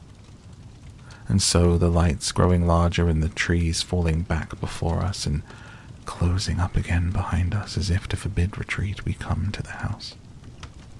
There is probably a smell of roasted chestnuts and other good comfortable things all the time, for we are telling winter stories, ghost stories, or more shame for us, round the Christmas fire, and we have never stirred except to draw a little nearer to it. But no matter for that. We came to the house, and it is an old house full of great chimneys, where wood is burnt on ancient dogs upon the hearth, and grim portraits, some of them with grim legends too, lower distrustfully from the oaken panels of the walls. We are middle-aged noblemen, and we make a generous supper with our host and hostess and their guests, it being Christmas time and the old house full of company, and then we go to bed. Our room is a very old room. It is hung with tapestry. We don't like the portrait of a cavalier in green over the fireplace. There are great black beams in the ceiling, and there is a great black bedstead supported at the foot by two great black figures who seem to have come off a couple of tombs in the old baronial church in the park for our particular accommodation. But we are not as superstitious noblemen, and we don't mind. Well, we dismiss our servant, lock the door, and sit before the fire in our dressing gown, musing about a great many things. At length, we go to bed. Well, we can't sleep. We toss and tumble and can't sleep. The embers on the hearth burn fitfully and make the room look ghostly. We can't help peeping out over the counterpane at the two black figures and the cavalier, that wicked-looking cavalier in the green. In the flickering light they seem to advance and retire, which, though we are not by any means a superstitious nobleman, is not agreeable. Well, we get nervous, more and more nervous. We say, this is very foolish, but we can't stand this. We'll pretend to be ill and knock up somebody. Well, we are just going to do it, when the locked door opens and there comes in a young woman, deadly pale and with long fair hair, who glides to the fire and sits down in the chair that we have left it there, wringing her hands. Then we notice that her clothes are wet. Our tongue cleaves to the roof of our mouth and we can't speak. But we observe her accurately. Her clothes are wet. Her long hair is dabbled with moist mud. She is dressed in the fashion of 200 years ago, and she has at her girdle a bunch of rusty keys. Well, there she sits, and we can't even faint, we are in such a state about it. Presently she gets up, and tries all the locks in the room with the rusty keys, which won't fit one of them. Then she fixes her eyes on the portrait of the cavalier in green, and says in a low, terrible voice, "The stags know it." And after that she wrings her hands again, passes the bedside, and goes out at the door. We hurry on our dressing gown, seize our pistols, we always travel with pistols, and are following when we find the door locked. We turn the key, look out into the dark gallery, no one there. We wander away and try to find our servant. Can't be done. We pace the gallery till daybreak, then return to our deserted room, fall asleep, and are awakened by our servant. Nothing ever haunts him and the shining sun. Well, we make a wretched breakfast, and all the company say we look queer. After breakfast we go over the house with our host, and then we take him to the portrait of the cavalier in green, and then it all comes out. He was false to a young housekeeper once attached to that family, and famous for her beauty, who drowned herself in a pond, and whose body was discovered after a long time, because the stags refused to drink of the water. Since which it has been whispered that she traverses the house at midnight, but goes especially to that room where the cavalier in green was wont to sleep, trying the old locks with the rusty keys. Well, we tell our host of what we have seen, and a shade comes over his features. He begs it may be hushed up, and so it is, but it's all true, and we said so before we died. We are dead now, to many responsible people. There is no end to the old houses, with resounding galleries and dismal state bedchambers, haunted wings shut up for many years, through which we may ramble with an agreeable creeping up our back, and encounter any number of ghosts. But it is worthy of remark, perhaps, reducible to a very few general types and classes, for ghosts have little originality and walk in a beaten track. Thus it comes to pass that a certain room in a certain old hall, where a certain bad lord, baronet, knight, or gentleman shot himself, has certain planks in the floor from which the blood will not be taken out. You may scrape and scrape as the present owner has done, or plane and plane as his father did, or scrub and scrub as his grandfather did, or burn and burn with strong acids as his great-grandfather did, but there the blood will still be. No redder and no paler, no more and no less, always just the same.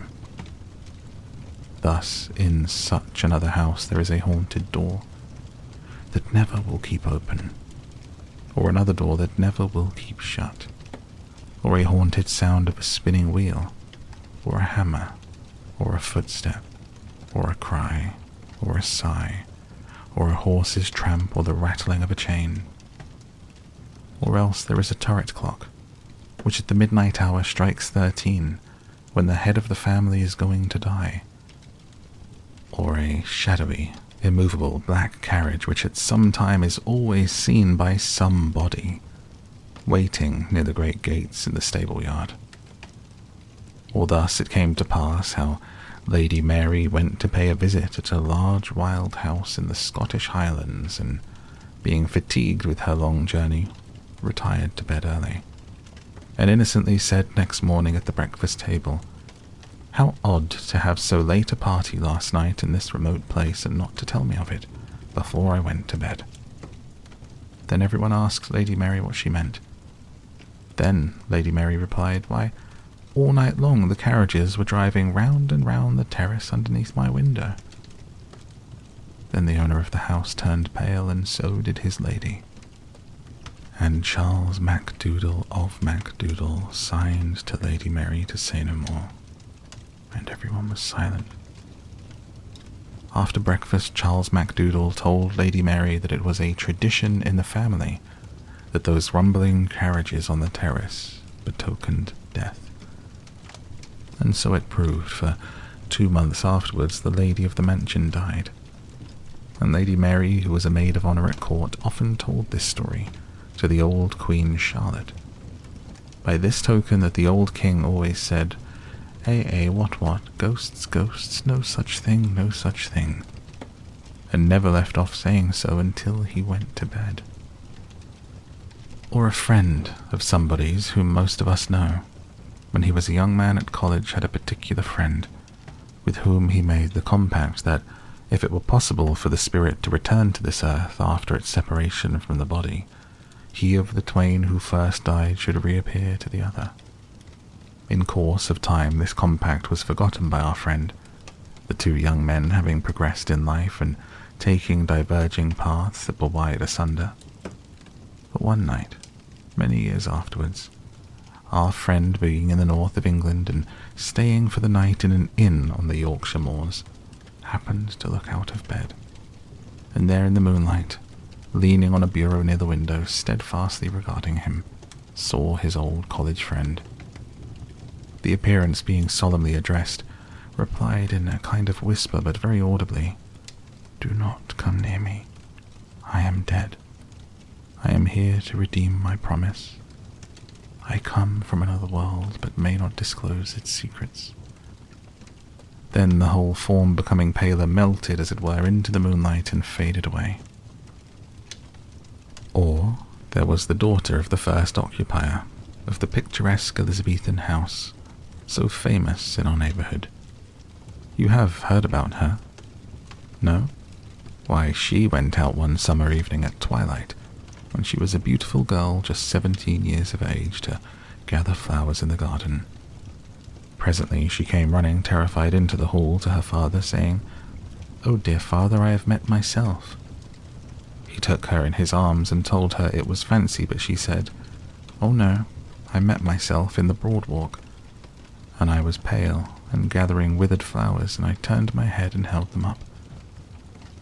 And that night she died, and a picture of her story was begun, though never finished. And they say it is somewhere in the house to this day, with its face to the wall.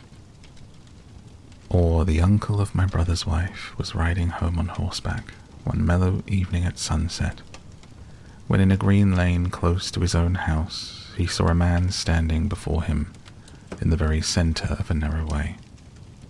Why does that man in the cloak stand there, he thought. Does he want me to ride over him? But the figure never moved. He felt a strange sensation at seeing it so still, but slackened his trot and rode forward. When he was so close to it as almost to touch it with his stirrup, his horse shied, and the figure glided up the bank in a curious unearthly manner, backward, and without seeming to use its feet, and was gone. The uncle of my brother's wife, exclaiming, "Good heaven, it's my cousin Harry from Bombay," put spurs to his horse, which was suddenly in a profuse sweat, and wondering at such strange behaviour, dashed round to the front of his house.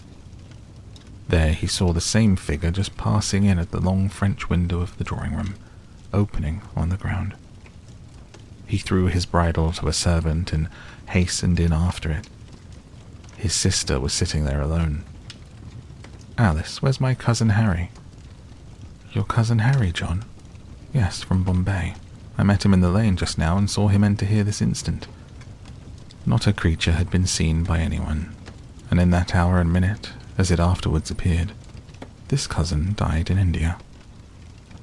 Or it was a certain sensible old maiden lady who died at 99, and retained her faculties to the last, who really did see the orphan boy. A story which has often been incorrectly told, but of which the real truth is this, because it is in fact a story belonging to our family, and she was a connection of our family. When she was about 40 years of age, and still an uncommonly fine woman, her lover died young, which was the reason why she never married, though she had many offers. She went to stay at a place in Kent with her brother, an Indian merchant had newly bought. There was a story that this place had once been held in trust by the guardian of a young boy, who was himself the next heir, and who killed the young boy by harsh and cruel treatment. She knew nothing of that. It has been said that there was a cage in her bedroom in which the guardian used to put the boy. There was no such thing. There was only a closet. She went to bed, made no alarm whatever in the night, and in the morning said composedly to her maid when she came in, "Who is the pretty forlorn-looking child who's been peeping out of that closet all night?" The maid replied by giving a loud scream and instantly decamping. She was surprised, but she was a woman of remarkable strength of mind, and she dressed herself and went downstairs, and closeted herself with her brother. "Now, Walter," she said, "I have been disturbed all night by a pretty forlorn-looking boy who's been constantly peeping out of that closet in my room which I can't open. This is some trick." "I am afraid not, Charlotte," said he, "for it is the legend of the house. It is the orphan boy. What did he do?" "He opened the door softly," said she, "and peeped out. Sometimes he came a step or two into the room. Then I called to him to encourage him, and he shrunk and shuddered and crept in again and shut the door." "The closet has no communication, Charlotte," said her brother, "with any other part of the house, and it's nailed up." This was undeniably true, and it took 2 carpenters a whole forenoon to get it open for examination. Then she was satisfied that she had seen the orphan boy. But the wild and terrible part of the story is that he was also seen by 3 of her brother's sons in succession, who all died young. On the occasion of each child being taken ill, he came home in a heat 12 hours before and said, "Oh, Mama, he'd been playing under a particular oak tree in a certain meadow with a strange boy, a pretty forlorn-looking boy, who was very timid and made signs." From fatal experience, the parents came to know that this was the orphan boy, and that the course of that child whom he chose for his little playmate was surely run. Legion is the name of the German castles, where we sit alone to wait for the spectre, where we are shown into a room, made comparatively cheerful for our reception, where we glance round at the shadows, thrown on the blank walls by the crackling fire, where we feel very lonely, when the village innkeeper and his pretty daughter have retired after laying down a fresh store of wood upon the hearth, setting forth on the small table a supper cheer as a cold roast capon, bread, grapes, and a flask of old Rhine wine, where the reverberating doors close on their retreat one after another, like so many peals of sullen thunder, and where about the small hours of the night we come into the knowledge of divers supernatural mysteries. Legion is the name of the haunted German students in whose society we draw yet nearer to the fire, while the schoolboy in the corner opens his eyes wide and round, and flies off the footstool he has chosen for his seat when the door accidentally blows open. Vast is the crop of such fruit shining on our Christmas tree, in blossom, almost at the very top, ripening all down the boughs. Among the later toys and fancies hanging there, as idle often and less pure, be the images once associated with the sweet old waits, the softened music in the night ever unalterable. Encircled by the social thoughts of Christmas time, still let the benignant figure of my childhood stand unchanged. In every cheerful image and suggestion that the season brings, may the bright star that rested above the poor roof be the star of all the Christian world. A moment's pause, O vanishing tree, of which the lower boughs are dark to me as yet, and let me look once more. I know there are blank spaces on thy branches, where eyes that I have loved have shone and smiled from which they are departed. But far above I see the razor of the dead girl, and the widow's son, and God is good. If age be hiding for me in the unseen portion of thy downward growth, oh may I, with a grey head, turn a child's heart to that figure yet, and a child's trustfulness and confidence. Now the tree is decorated with bright merriment and song, and dance and cheerfulness, and they are welcome, innocent and welcome be they ever held, beneath the branches of the Christmas tree, which cast no gloomy shadow. But as it sinks into the ground, I hear a whisper going through the leaves. This in commemoration of the law of love and kindness, mercy and compassion. This in remembrance of me. The end. Once upon a time, in a far-off country, there lived a merchant who had been so fortunate in all his undertakings that he was enormously rich. As he had 6 sons and 6 daughters, however, who were accustomed to having everything they fancied, he did not find that he had a penny too much. But misfortunes befell them. One day, their house caught fire and speedily burned to the ground, with all the splendid furniture, books, pictures, gold, silver, and precious goods that it contained.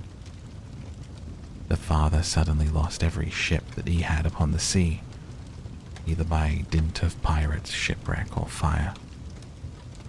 Then he heard that his clerks in distant countries, whom he had trusted entirely, had proved unfaithful, and at last from great wealth he fell into the direst poverty. All that he had left was a little house in a desolate place, at least 100 leagues from the town, and to this he was forced to retreat. His children were in despair at the idea of leading such a different life.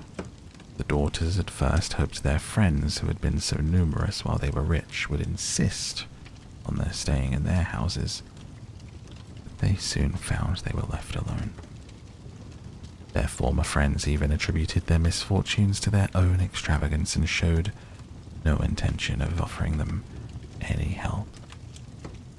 So nothing was left for them but to take their departure to the cottage, which stood in the midst of a dark forest and seemed to be the most dismal place on the face of the earth.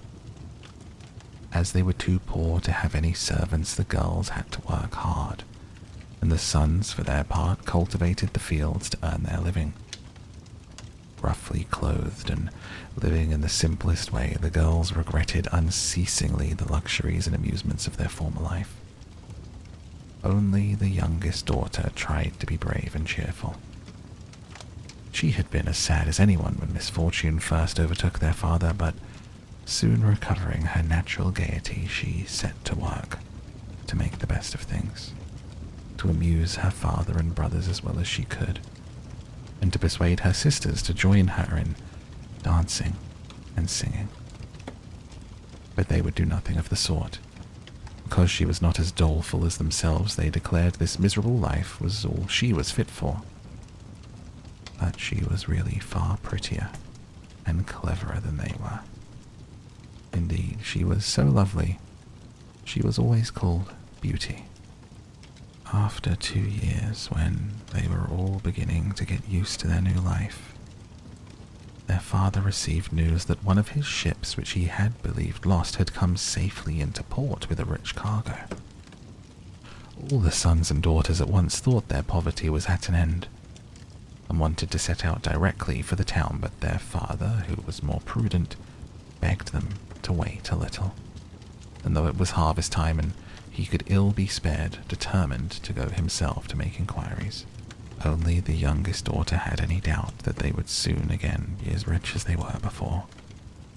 They all loaded their father with commissions for jewels and dresses which it would have taken a fortune to buy. Only Beauty, feeling sure it was of no use, did not ask for anything. Her father, noticing her silence, said, "And what shall I bring for you, Beauty?" "The only thing I wish for is to see you come home safely," she answered. But this reply vexed her sisters, who fancied she was blaming them for having asked for such costly things. Her father, however, was pleased. As he thought that at her age she certainly ought to like pretty presents, he told her to choose something. "Well, dear father," she said, "as you insist upon it, I beg that you will bring me a rose. I have not seen one since we came here, and I love them so much." The merchant reached town as quickly as possible, only to find that his former companions, believing him to be dead, had divided his cargo between them. After 6 months of trouble and expense, he found himself as poor as when he started on his journey. To make matters worse, he was obliged to return in the most terrible weather. By the time he was within a few leagues of his home, he was almost exhausted with cold and fatigue. Though he knew it would take some hours to get through the forest, he resolved to go on. But night overtook him, and the deep snow and the bitter frost made it impossible for his horse to carry him any farther. Not a house was to be seen. The only shelter he could get was the hollow trunk of a great tree, and there he crouched all the night, which seemed to him the longest that he had ever known.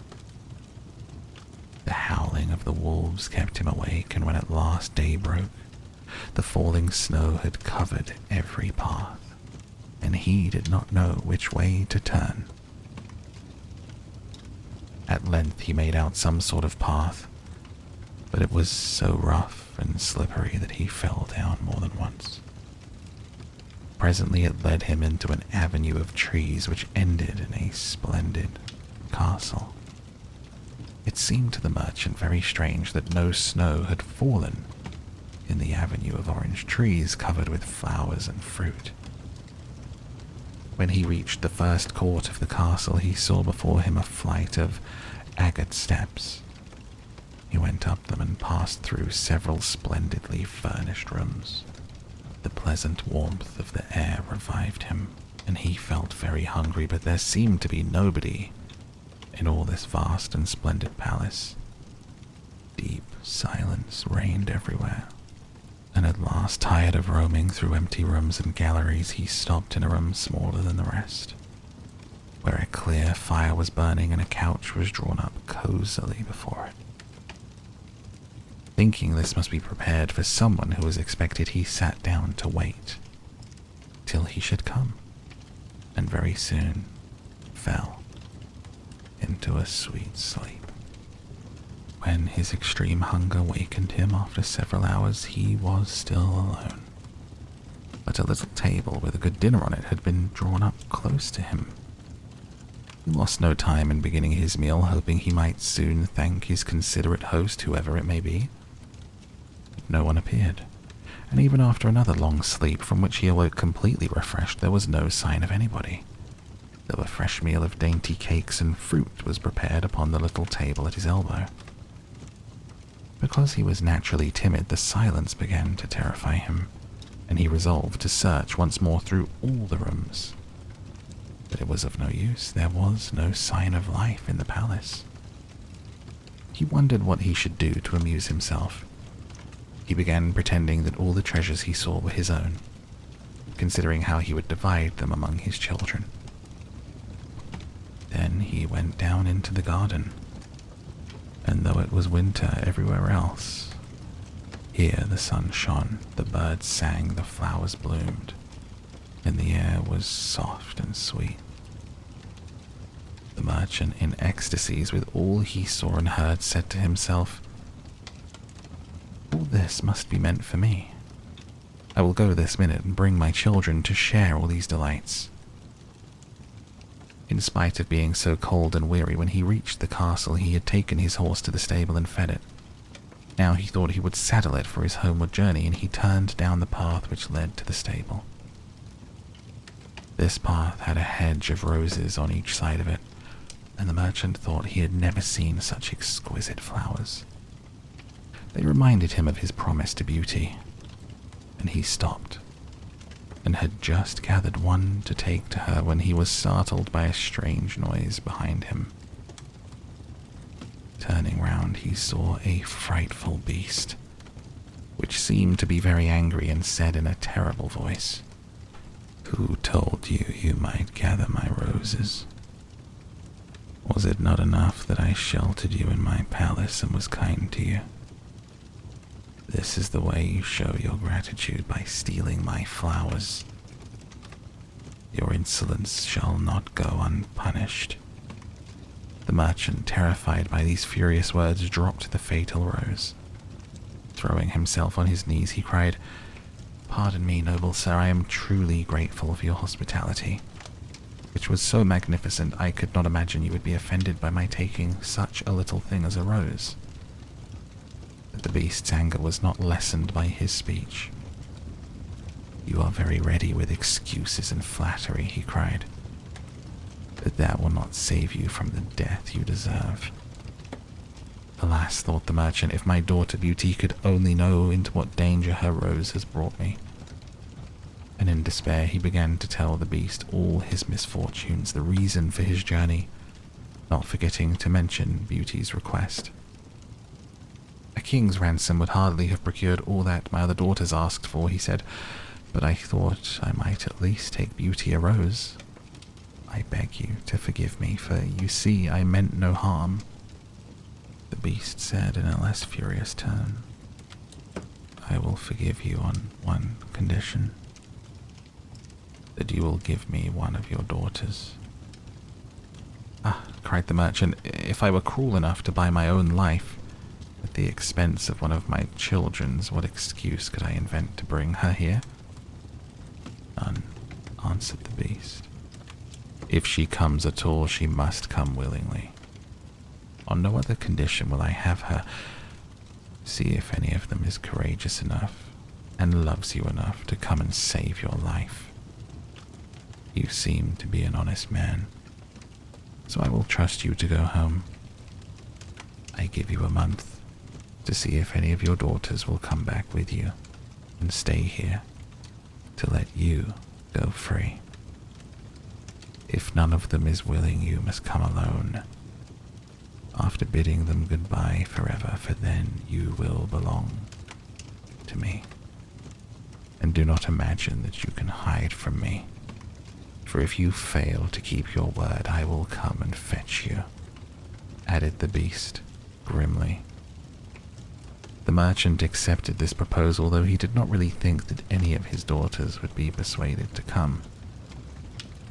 He promised to return at the time appointed, and anxious to escape from the presence of the beast, he asked permission to set off at once. But the beast answered he could not go until the next day. "Then you will find a horse ready for you," he said. "Now go and eat your supper and await my orders." The poor merchant, more dead than alive, went back to his room, where the most delicious supper was already served on a little table drawn up before a blazing fire. But he was too terrified to eat, and only tasted a few of the dishes for fear the beast should be angry if he did not obey his orders. When he had finished, he heard a great noise in the next room, which he knew meant that the beast was coming. As he could do nothing to escape his visit, the only thing that remained was to seem as little afraid as possible. So when the beast appeared and asked roughly if he had supped well, the merchant answered humbly that he had, thanks to his host's kindness. Then the beast warned him to remember their agreement and to prepare his daughter exactly for what she had to expect. "Do not get up tomorrow," he added, "until you see the sun and hear a golden bell ring. Then you will find your breakfast waiting for you, and the horse that you are to ride will be ready in the courtyard. He will also bring you back again when you come with your daughter a month hence. Farewell. Take a rose to Beauty and remember your promise." The merchant lay down until the sun rose. After breakfast, he went to gather Beauty's rose and mounted his horse, which carried him off so swiftly that in an instant he had lost sight of the palace. He was still wrapped in gloomy thoughts when the horse stopped before the door of his cottage. His sons and daughters, who had been uneasy at his long absence, rushed to meet him, eager to know the results of his journey, which, seeing him mounted upon a splendid horse and wrapped in a rich mantle, they supposed to be favourable. But he hid the truth from them at first, only saying sadly to Beauty as he gave her the rose, "Here is what you asked me to bring you. Little you know what it has cost." But this excited their curiosity so greatly that presently he told them his adventures from beginning to end. And then they were all very unhappy. The girls lamented loudly over their lost hopes, and the sons declared their father should not return to the terrible castle, and began to make plans for killing the beast if it should come to fetch him. But he reminded them he had promised to go back. Then the girls were very angry with Beauty and said it was all her fault. If she had asked for something sensible, this would never have happened. Poor Beauty, much distressed, said to them, "I have indeed caused this misfortune, but who could have guessed that to ask for a rose in the middle of summer would cause so much misery? But as I did the mischief, it is only just that I should suffer for it. I will therefore go back with my father to keep his promise." At first, nobody would hear of it. Her father and brothers who loved her dearly declared nothing should make them let her go. But Beauty was firm. As the time drew near, she divided her little possessions between her sisters and said goodbye to everything she loved. When the fatal day came, she encouraged and cheered her father as they mounted together the horse which had brought him back. It seemed to fly rather than gallop, but so smoothly that Beauty was not frightened. Indeed, she would have enjoyed the journey if she had not feared what might happen at the end of it. Her father still tried to persuade her to go back, but in vain. While they were talking, night fell. Then, to their great surprise, wonderful colored lights began to shine in all directions, and splendid fireworks blazed out before them. All the forest was illuminated. They even felt pleasantly warm, though it had been bitterly cold before.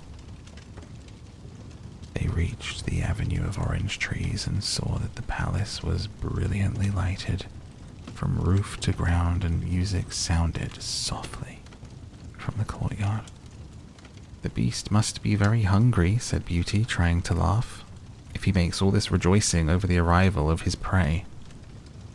But in spite of her anxiety, she admired all of the wonderful things she saw.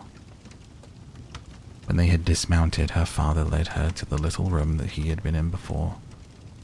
Here they found a splendid fire burning, and the table daintily spread with a delicious supper. The merchant knew that this was meant for them, and Beauty, who was less frightened now that she had passed through so many rooms and seen nothing of the beast, was quite willing to begin, for her long ride had made her very hungry. They had hardly finished their meal when the noise of the beast's footsteps was heard approaching.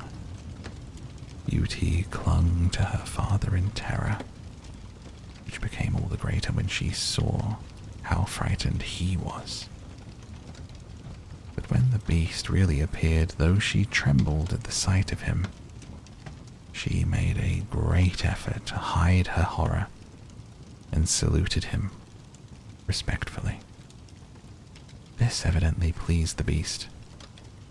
After looking at her, he said in a tone that might have struck terror into the boldest heart, though he did not seem to be angry,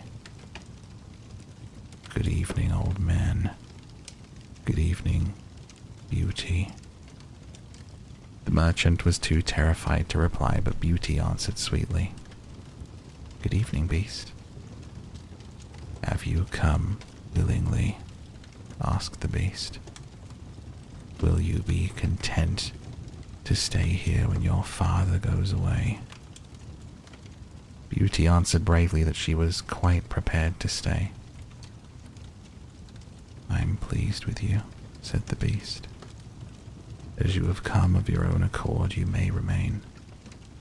As for you, old man," he added, turning to the merchant, "at sunrise tomorrow you take your departure.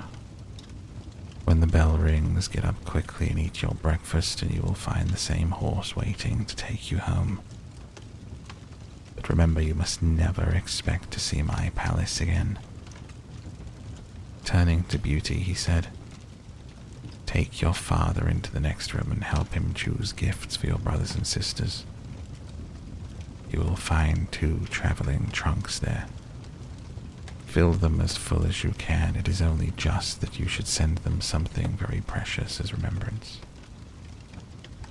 He went away after saying, "Goodbye, Beauty. Goodbye, old man." Beauty was beginning to think with great dismay of her father's departure, but she was afraid to disobey the beast's orders. They went into the next room, which had shelves and cupboards all around it. They were greatly surprised at the riches that it contained. There were splendid dresses fit for a queen, with all the ornaments to be worn with them.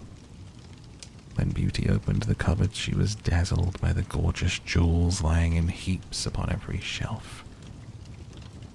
After choosing a vast quantity which she had divided between her sisters, she had made the heap of wonderful dresses for each of them. She opened the last chest, which was full of gold.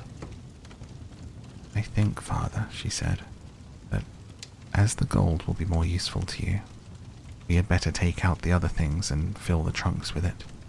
So they did this. But the more they put in, the more room there seemed to be, and at last they put back all the jewels and dresses that they had taken out.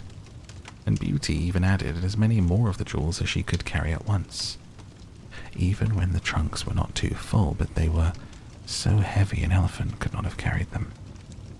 "The beast was mocking us," cried the merchant. "He pretended to give us all these things, knowing I could not carry them away." "Let us wait and see," answered Beauty. "I cannot believe that he meant to deceive us. All we can do is fasten them up and have them ready." So they did this, and returned to the little room where, to their astonishment, they found breakfast ready.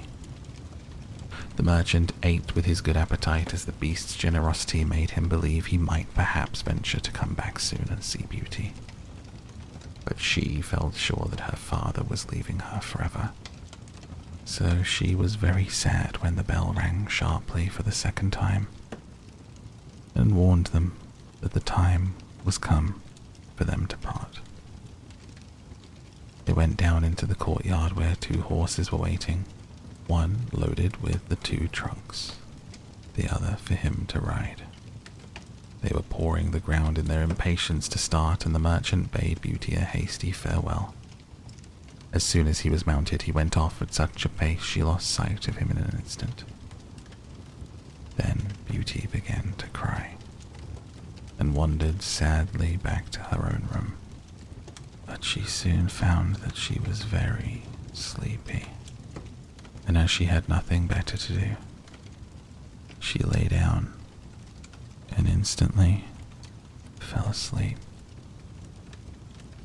She dreamed she was walking by a brook bordered with trees, lamenting her sad fate, when a young prince, handsomer than anyone that she had ever seen, and with a voice that went straight to her heart, came and said to her, "Beauty, you are not so unfortunate as you suppose. Here you will be rewarded for all you have suffered elsewhere. Your every wish shall be gratified. Only try to find me out, no matter how I may be disguised, for I love you dearly.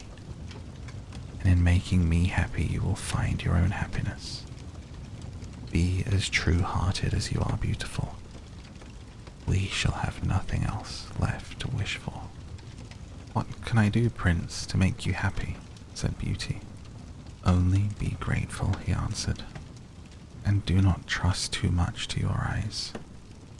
Above all, do not desert me until you have saved me from my cruel misery. After this, she thought she found herself in a room with a stately and beautiful lady who said to her, Dear Beauty, try not to regret all that you have left behind you. You are destined for a better fate. Only do not let yourself be deceived by appearances. Beauty found her dreams so interesting that she was in no hurry to awake, but presently the clock roused her by calling her name softly 12 times.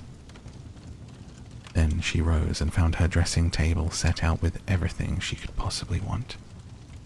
She found dinner waiting in the room next to hers. But dinner does not take very long when one is alone, and very soon she sat down cozily in the corner of a sofa and began to think about the charming prince that she had seen in her dream. He said I could make him happy, said Beauty to herself. It seems then that this horrible beast keeps him a prisoner. How can I set him free?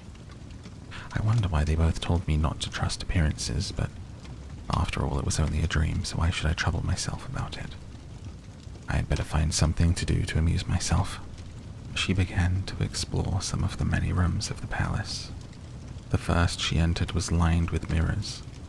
Beauty saw herself reflected on every side and thought she had never seen such a charming room. Then a bracelet which was hanging from a chandelier caught her eye, and on taking it down she was greatly surprised to find that it held a portrait of her unknown admirer, just as she had seen in her dream.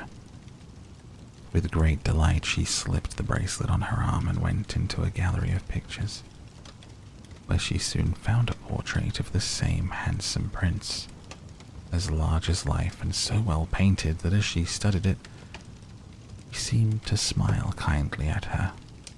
Tearing herself away from the portrait at last, she passed into a room which contained every musical instrument under the sun. Here she amused herself for a long while, trying them, singing until she was tired. The next room was a library, and she saw everything she had ever wanted to read as well as everything that she had read. By this time it was growing dusk, and wax candles in diamond and ruby candlesticks lit themselves in every room. Beauty found her supper served just at the time she preferred to have it. She did not see anyone or hear a sound. Though her father had warned her she would be alone, she began to find it rather dull. Presently, she heard the beast coming, and wondered tremblingly if he meant to eat her now. However, he did not seem at all ferocious, and only said gruffly, "Good evening, Beauty." She answered cheerfully and managed to conceal her terror. The beast asked how she had been amusing herself. She told him all the rooms that she had seen. Then he asked if she thought she could be happy in his palace. Beauty answered that everything was so beautiful she would be very hard to please if she could not be happy. After about an hour's talk, Beauty began to think the beast was not nearly so terrible as she had supposed at first. Then he rose to leave her and said in a gruff voice, "Do you love me, Beauty? Will you marry me?" "What shall I say?" cried Beauty. She was afraid to make the beast angry by refusing. "Say yes or no, without fear," he replied. "Oh, no, beast," said Beauty hastily. "Since you will not, good night, Beauty," she answered. "Good night, beast," very glad to find her refusal had not provoked him. After he was gone, she was very soon in bed and dreaming of her unknown prince. She thought that he came and said, "Beauty, Why are you so unkind to me? I fear I am fated to be unhappy for many a long day still." Her dreams changed, but the charming prince figured in them all. When morning came, her first thought was to look at the portrait and see if it really was him. She found it certainly was. She decided to amuse herself in the garden, for the sun shone and all the fountains were playing. She was astonished to find that every place was familiar to her. Presently she came to the very brook, and the myrtle trees where she had first met the prince in her dream. That made her think more than ever that he must be kept a prisoner by the beast. When she was tired, she went back to the palace and found a new room, full of materials for every kind of work. Ribbons to make into bows and silks to work into flowers. There was an aviary full of birds, rare birds which were so tame that they flew to Beauty as soon as they saw her, perched upon her shoulders and her head. "Pretty little creatures," she said. "How I wish your cage was nearer my room that I might often hear you sing." So saying, she opened a door and found to her delight it led into her own room, though she had thought that it was on the other side of the palace. There were more birds in a room further on, parrots, cockatoos that could talk, and they greeted Beauty by name. Indeed, she found them so entertaining that she took one or two back to her room. They talked to her while she was at supper. The beast paid her his usual visit, and asked the same questions as before, and with a gruff good night took his departure. Beauty went to bed to dream of her mysterious prince. The days passed swiftly in different amusements, and after a while Beauty found another strange thing in the palace, which often pleased her when she was tired of being alone. There was one room which she had not noticed particularly. It was empty, except that under each of the windows stood a very comfortable chair. The first time she had looked out the window, it seemed a black curtain prevented her from seeing anything outside. But the second time she went into the room, happening to be tired, she sat down in one of the chairs, when instantly the curtain was rolled aside, and a most amusing pantomime was acted before her. There were dances and coloured lights, music and pretty dresses, and it was all so gay that Beauty was in ecstasies. After that she tried the other 7 windows in turn. There was some new and surprising entertainment to be seen from each of them, so Beauty could never feel lonely anymore. Every evening after supper the beast came to see her, and always before saying goodnight asked her in his terrible voice, "Beauty, will you marry me?" And it seemed to Beauty now that she understood him better, but when she said, "No, beast," he went away quite sad. Her happy dreams of the handsome young prince soon made her forget the poor beast, and the only thing that disturbed her was being told to distrust appearances, to let her heart guide her, not her eyes. Consider as she would, she could not understand. So everything went on for a long time, until at last, happy as she was, Beauty began to long for the sight of her father, for her brothers and sisters. One night, seeing her look very sad, the beast asked her what was the matter. Beauty had quite ceased to be afraid of him. Now she knew he was really gentle, in spite of his ferocious looks and his dreadful voice. So she answered she wished to see her home once more. Upon hearing this, the beast seemed sadly distressed and cried miserably. "Beauty, have you the heart to desert an unhappy beast like this? What more do you want to make you happy? Is it because you hate me that you want to escape?" "No, dear beast," answered Beauty softly. "I do not hate you, and I should be very sorry never to see you any more. But I long to see my father again. Only let me go for 2 months, and I promise to come back to you and stay for the rest of my life." The beast, who had been sighing dolefully while she spoke, replied, "I cannot refuse you anything you ask, even though it should cost me my life. Take the 4 boxes you will find in the room next to your own and fill them with everything you wish to take with you.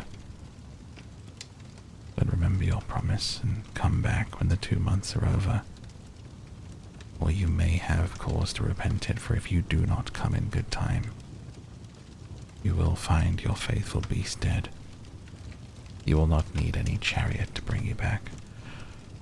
Only say goodbye to all your brothers and sisters the night before you come away, and when you have gone to bed, turn this ring round upon your finger and say firmly, 'I wish to go back to my palace and see my beast again.'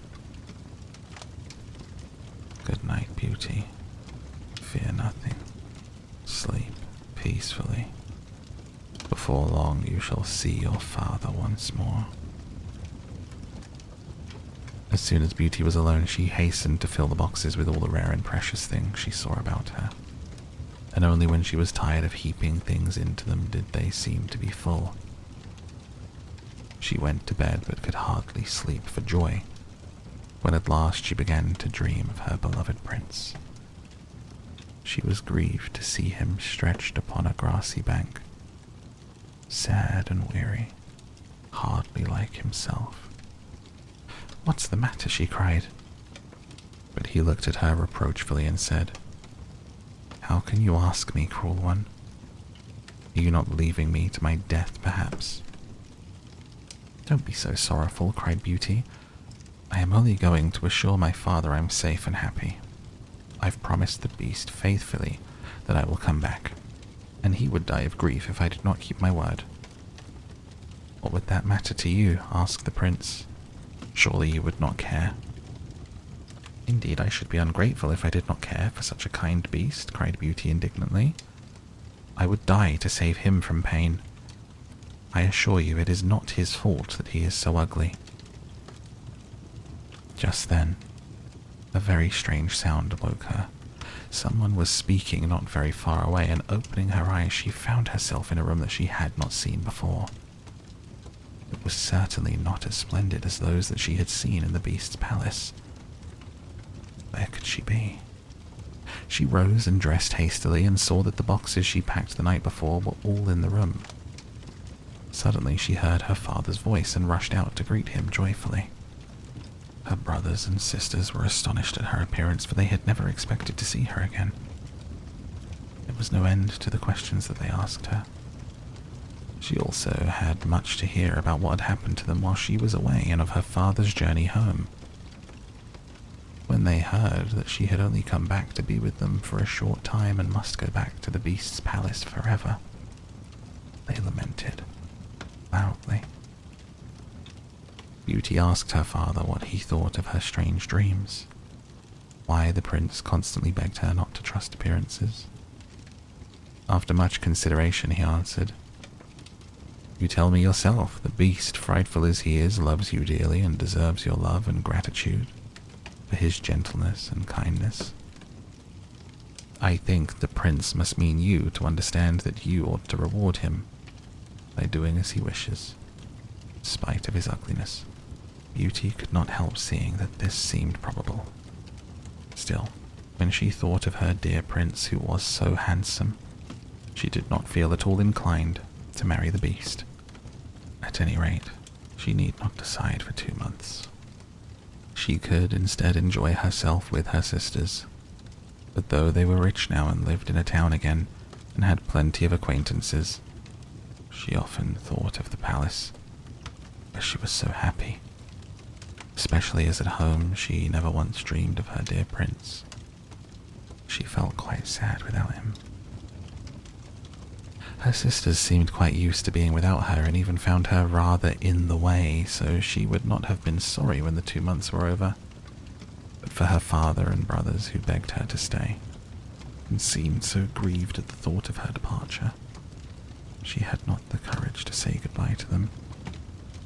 Every day when she rose she meant to say at night, and when night came she put it off again, till at last she had a dismal dream which helped her make up her mind. She thought she was wandering in a lonely path in the palace gardens when she heard groans that seemed to come from bushes hiding the entrance of a cave.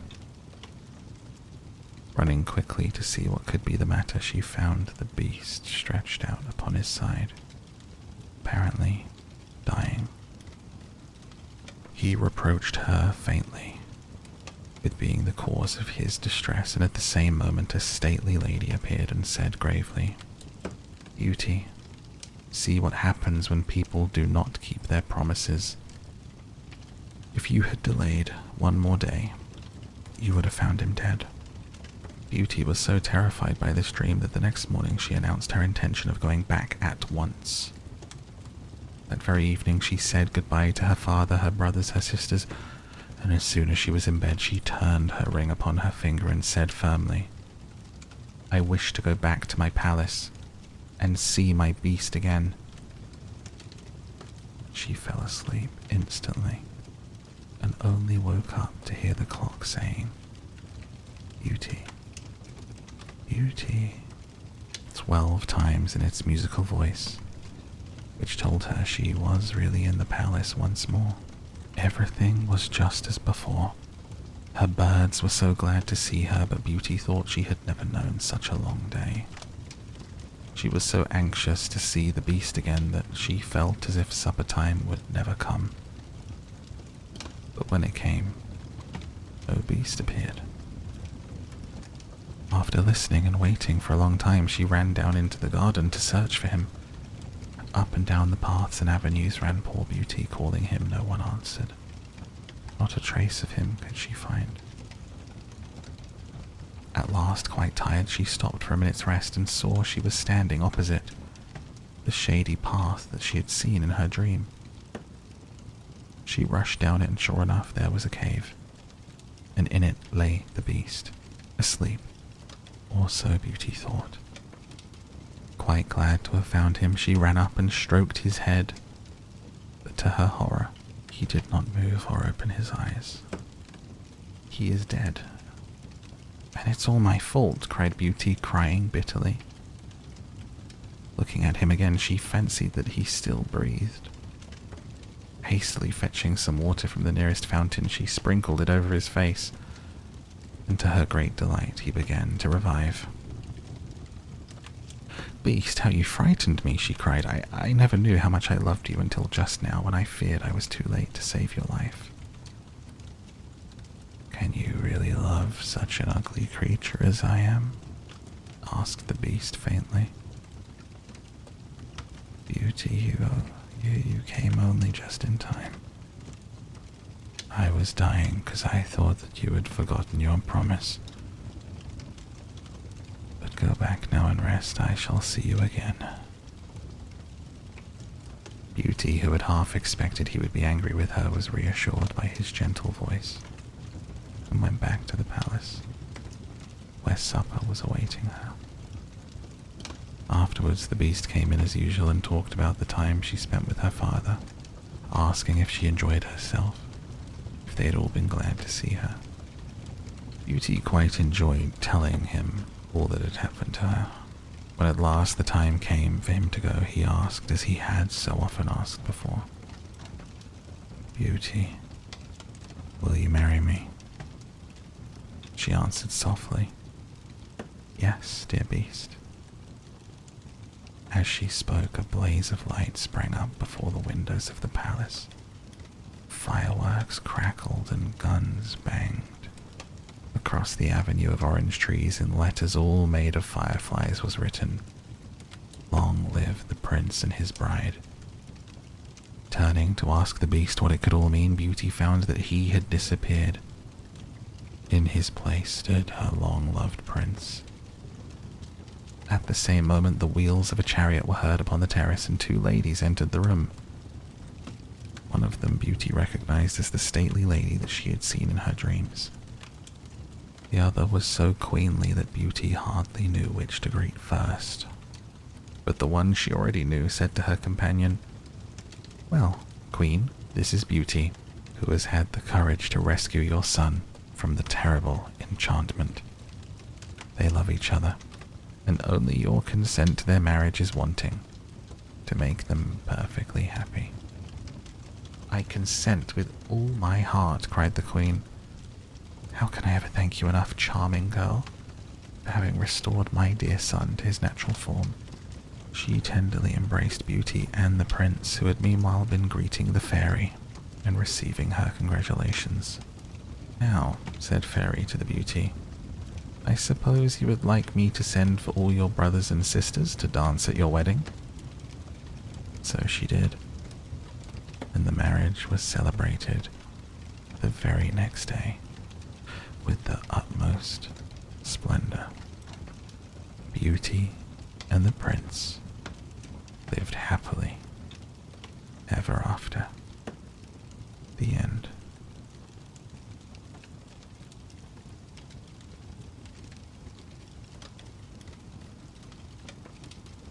With the little mermaid. Far out in the ocean, the water is as blue as the petals of the loveliest cornflower, and as clear as the purest glass. But it is very deep too. It goes down deeper than any anchor rope will go, and many steeples would have to be stacked, one on top of another, to reach the bottom, to the surface of the sea. It is down there that the sea folk live. Now, don't suppose that there are only bare white sands at the bottom of the sea. No, indeed. The most marvelous trees and flowers grow down there, with such pliant stalks and leaves that the least stir in the water makes them move about as though they were alive. All sorts of fish, large and small, dart among the branches, just as birds would flit through the trees up here. From the deepest spot in the ocean rises the palace of the Sea King. Its walls are made of coral, and its high pointed windows of the clearest amber, but the roof is made of mussel shells that open and shut with the tide. This is a wonderful sight to see, for every shell holds glistening pearls, any one of which would be the pride of a queen's crown. The Sea King down there had been a widower for years, and his old mother kept house for him. She was a clever woman, but very proud of her noble birth. Therefore she flaunted 12 oysters on her tail, while the other ladies of the court were only allowed to wear 6. Except for this, she was an altogether praiseworthy person, particularly so because she was extremely fond of her granddaughters, the little sea princesses. They were 6 lovely girls, but the youngest was the most beautiful of them all. Her skin was as soft and tender as a rose petal, and her eyes were as blue as the deep sea. But like all the others, she had no feet. Her body ended in a fishtail. The whole day long they used to play in the palace, down in the great halls where live flowers grew on the walls. Whenever the high amber windows were thrown open, the fish would swim in, just as swallows dart into our rooms when we open the windows. But these fish, now, would swim right up to the little princesses to eat out of their hands, and let themselves be petted. Outside the palace was a big garden, with flaming red and deep blue trees. Their fruit glittered like gold, and their blossoms flamed like fire on their constantly waving stalks. The soil was very fine sand indeed, but as blue as burning brimstone. A strange blue veil lay over everything down there. You would have thought yourself aloft in the air, with only the blue sky above and beneath you, rather than down at the bottom of the sea. When there was a dead calm, you could just see the sun, like a scarlet flower with light streaming from its calyx. Each little princess had her own small garden plot, where she could dig and plant whatever she liked. One of them made her little flower bed in the shape of a whale. Another thought it neater to shape hers like a little mermaid. But the youngest of them made hers as round as the sun, and there she only grew flowers which were as red as the sun itself. She was an unusual child, quiet and wistful. And when her sisters decorated their gardens with all kinds of odd things that they had found in sunken ships, she would allow nothing in hers except flowers as red as the sun and a pretty marble statue. This figure of a handsome boy, carved in pure white marble. It had sunk down to the bottom of the sea from some ship that was wrecked.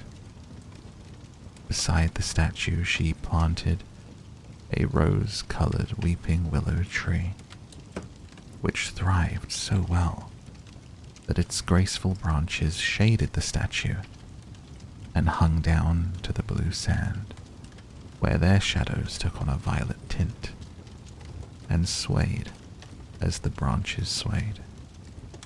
It looked as if the roots and the tips of the branches were kissing each other in play. Nothing gave the youngest princess such pleasure as to hear about the world of human beings up above them. Her old grandmother had to tell her all she knew about ships and cities, of people and animals. What seemed nicest of all to her was that up on land the flowers were fragrant, for those at the bottom of the sea had no scent. And she thought it was nice that the woods were green, and that the fish that you saw among their branches could sing so loud and sweet it was delightful to hear them. Her grandmother had to call the little birds fish, or the princess would not have known what she was talking about, for she had never seen a bird. When you get to be 15, her grandmother said, you will be allowed to rise up out of the ocean and sit on the rocks in the moonlight to watch the great ships sailing by. You will see woods and towns too. Next year, one of her sisters would be 15, but the others, well, since each was a whole year older than the next, the youngest still had 5 long years to wait until she could rise up from the water and see what our world was like. But each sister promised to tell the others about all that she saw and what she found most marvelous on her first day. Their grandmother had not told them half enough, and there were so many things that they longed to know about. The most eager of them all was the youngest, the very one who was so quiet and wistful. Many a night she stood by her open window and looked up through the dark blue water where the fish waved their fins and tails. She could just see the moon and the stars. To be sure, their light was quite dim, but looked at through the water they seemed much bigger than they appear to us. Whenever a cloud-like shadow swept across them, she knew that it was either a whale swimming overhead or a ship with many human beings aboard. Little did they dream that a pretty young mermaid was down below, stretching her white arms up towards the keel of their ship. The eldest princess had her 15th birthday, so now she received permission to rise up out of the water. When she got back, she had 100 things to tell her sisters about. But the most marvelous thing of all, she said, was to lie on a sandbar in the moonlight, when the sea was calm, and to gaze at the large city on the shore, where the lights twinkled like hundreds of stars, to listen to music, to hear the chatter and clamour of carriages and people, to see so many church towers and spires, to hear the ringing bells. Because she could not enter the city, that was just what she most dearly longed to do. Oh, how intently the youngest sister listened. After this, whenever she stood at her open window at night and looked up through the dark blue waters, she thought of that great city with its clatter and clamour, and even fancied that in these depths she could hear the church bells ring. The next year, her second sister had permission to rise up to the surface and swim wherever she pleased. She came up just at sunset, and she said that this spectacle was the most marvelous sight that she had ever seen. The heavens had a golden glow, and as for the clouds, she could not find words to describe their beauty.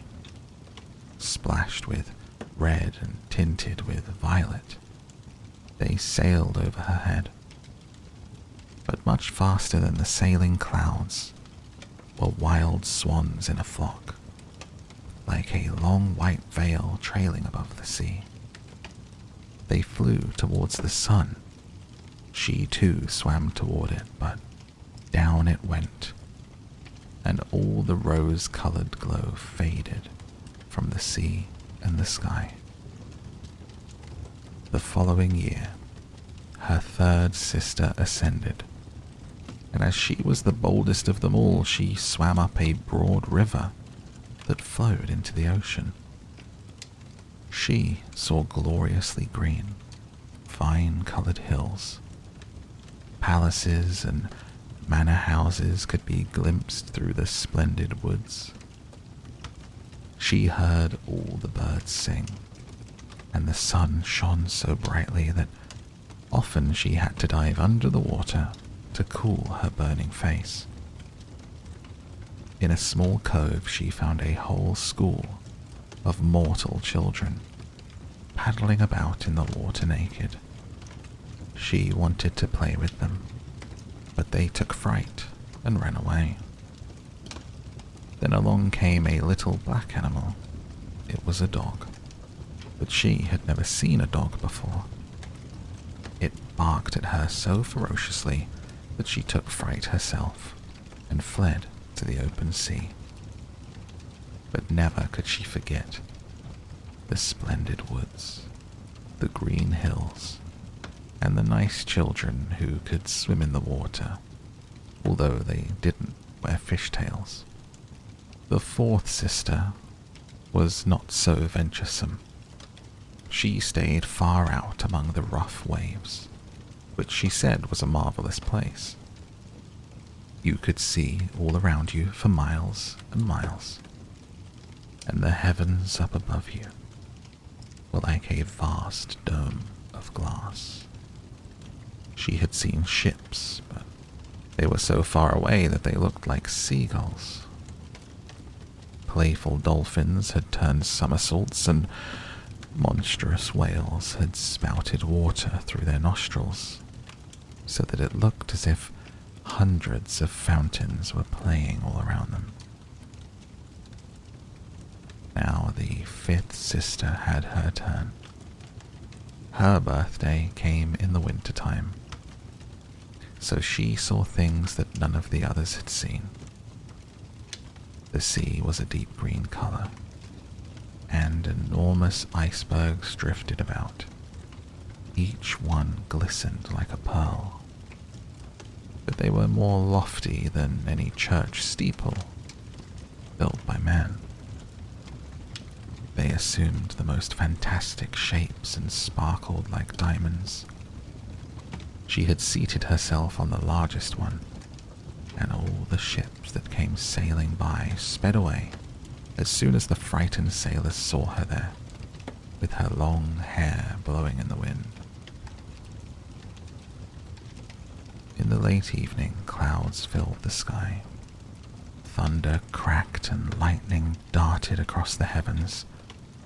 Black waves lifted those great bergs of ice on high, where they flashed when the lightning struck. On all the ships, the sails were reefed. There was fear and trembling, but quietly she sat there upon her drifting iceberg and watched the blue forked lightning strike the sea. Each of the sisters took delight in the lovely new sights when she first rose up to the surface of the sea. But when they became grown-up girls who were allowed to go wherever they liked, they became indifferent to it. They would become homesick, and in a month they said there was no place like the bottom of the sea, where they felt so completely at home. On many an evening, the older sisters would rise to the surface arm in arm, all 5 in a row.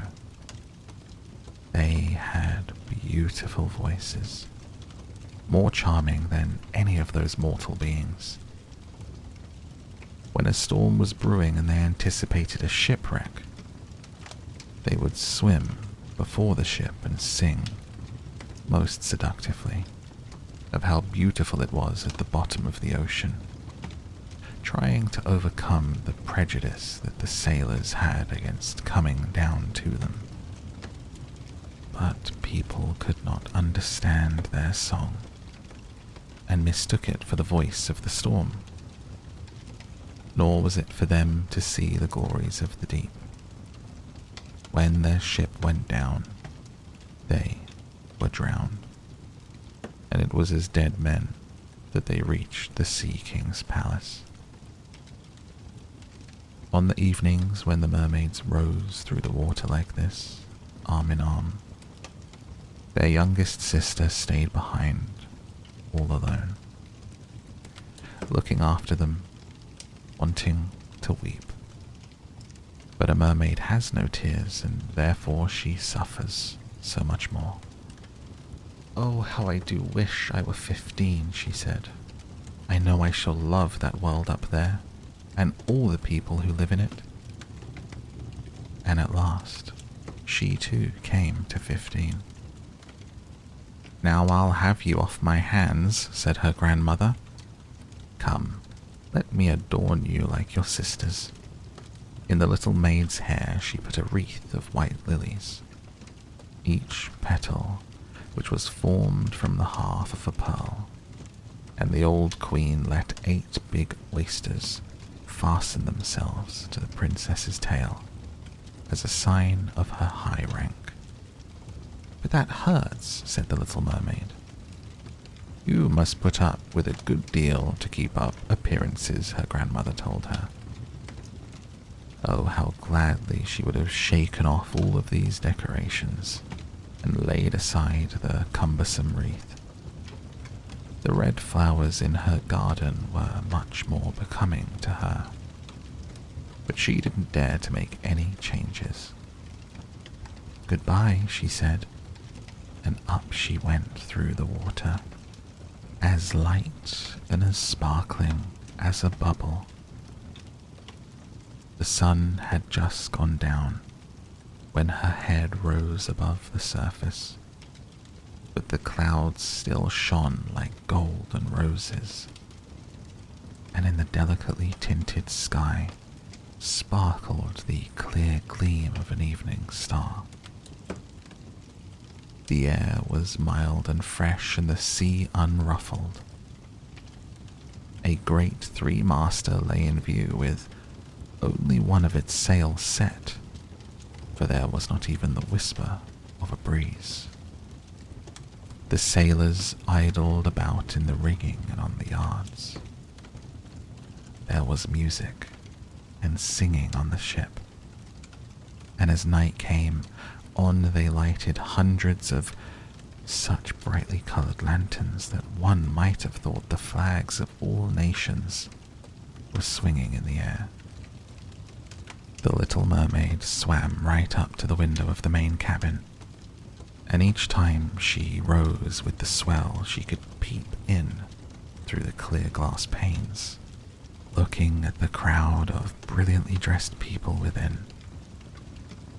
The handsomest of them all was a young prince with big dark eyes. He could not be more than 16 years old. It was his birthday, and that was the reason for all the celebration. Up on deck the sailors were dancing, and when the prince appeared among them, 100 or more rockets flew through the air, making it as bright as day. These startled the little mermaid so badly that she ducked under the water, but she soon peeped up again, and then it seemed as if all the stars in the sky were falling around her. Never had she seen such fireworks. Great suns spun around, splendid firefish floated through blue air, and all of these things were mirrored in the crystal clear sea. It was so brilliantly bright that she could see every little rope of the ship, and the people could be seen distinctly. Oh, how handsome the young prince was. He laughed, and he smiled, and shook people by the hand, while the music rang out in the perfect evening. It got very late, but the little mermaid could not take her eyes off of the ship and the handsome prince. The brightly coloured lanterns were put out. No more rockets flew through the air. No more cannon boomed. But there was a mutter and rumble deep down in the sea, and the swell kept bouncing her up so high that she could look into the cabin. Now the ship began to sail. Canvas after canvas was spread in the wind. The waves rose high, great clouds gathered. Lightning flashed in the distance. They were in for a terrible storm, and the mariners made haste to reef the sails. The tall ship pitched and rolled as it sped through the angry sea. The waves rose up like towering black mountains, as if they would break over the masthead. But the swan-like ship plunged into the valleys between such waves, and emerged to ride their lofty heights. To the little mermaid this seemed like good sport, but to the sailors it was nothing of the sort. The ship creaked and laboured, thick timbers gave way under heavy blows, waves broke over the ship. The mainmast snapped in two like a reed. The ship listed over on its side, and water burst into the hold. Now the little mermaid saw that people were in peril, and that she herself must take care to avoid the beams and the wreckage tossed about by the sea. One moment it would be black as pitch, and she couldn't see a thing. Next moment the lightning would flash so brightly that she could distinguish every soul on board. Everyone was looking out for himself as best he could. She watched closely for the young prince, and when the ship split in two, she saw him sink down in the sea. At first, she was overjoyed that he would be with her, but then she recalled that human people could not live under the water, and he could only visit her father's palace as a dead man. No, he should not die. So she swam in among all the floating planks and beams, completely forgetting that they might crush her. She dived through the waves and rode their crests until at length she reached the young prince. He was no longer able to swim in that raging sea. His arms and legs were exhausted. His beautiful eyes were closing, and he would have died if the little mermaid had not come to help him. She held his head above water and let the waves take them wherever the waves went. At daybreak, when the storm was over, not a trace of the ship was in view. The sun rose out of the waters red and bright, and its beams seemed to bring the glow of life back to the cheeks of the prince. His eyes remained closed. The mermaid kissed his high and shapely forehead. As she stroked his wet hair in place, it seemed to her that he looked just like that marble statue in her little garden. She kissed him again and hoped that he would live. She saw dry land rise before her in high blue mountains, topped with snow as glistening white as if a flock of swans were resting there. Down by the shore were splendid green woods, and in the foreground stood a church, or perhaps a convent.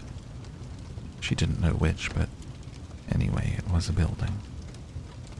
Orange and lemon trees grew in its garden, and tall palm trees grew besides the gateway. Here the sea formed a little harbour, quite calm and very deep. Fine white sand had been washed up below the cliffs. She swam there with the handsome prince and stretched him out on the sand, taking special care to pillow his head up high in warm sunlight. The bells began to ring in the great white building, and a number of young girls came out into the garden. The little mermaid swam away behind some tall rocks that stuck out of the water. She covered her hair and her shoulders with foam so that no one could see her tiny face. And then she watched to see who would find the poor prince. In a little while, one of the girls came upon him. She seemed frightened, but only for a minute, and then she called for more people.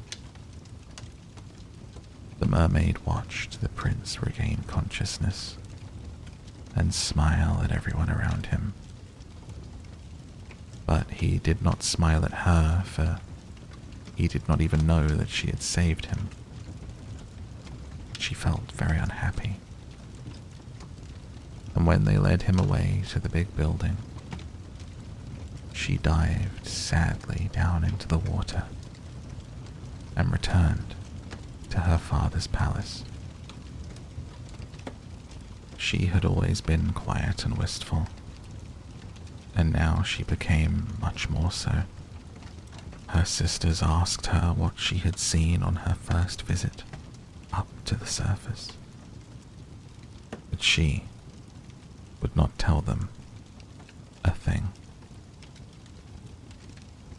Many evenings and many mornings she revisited the spot where she had left the prince.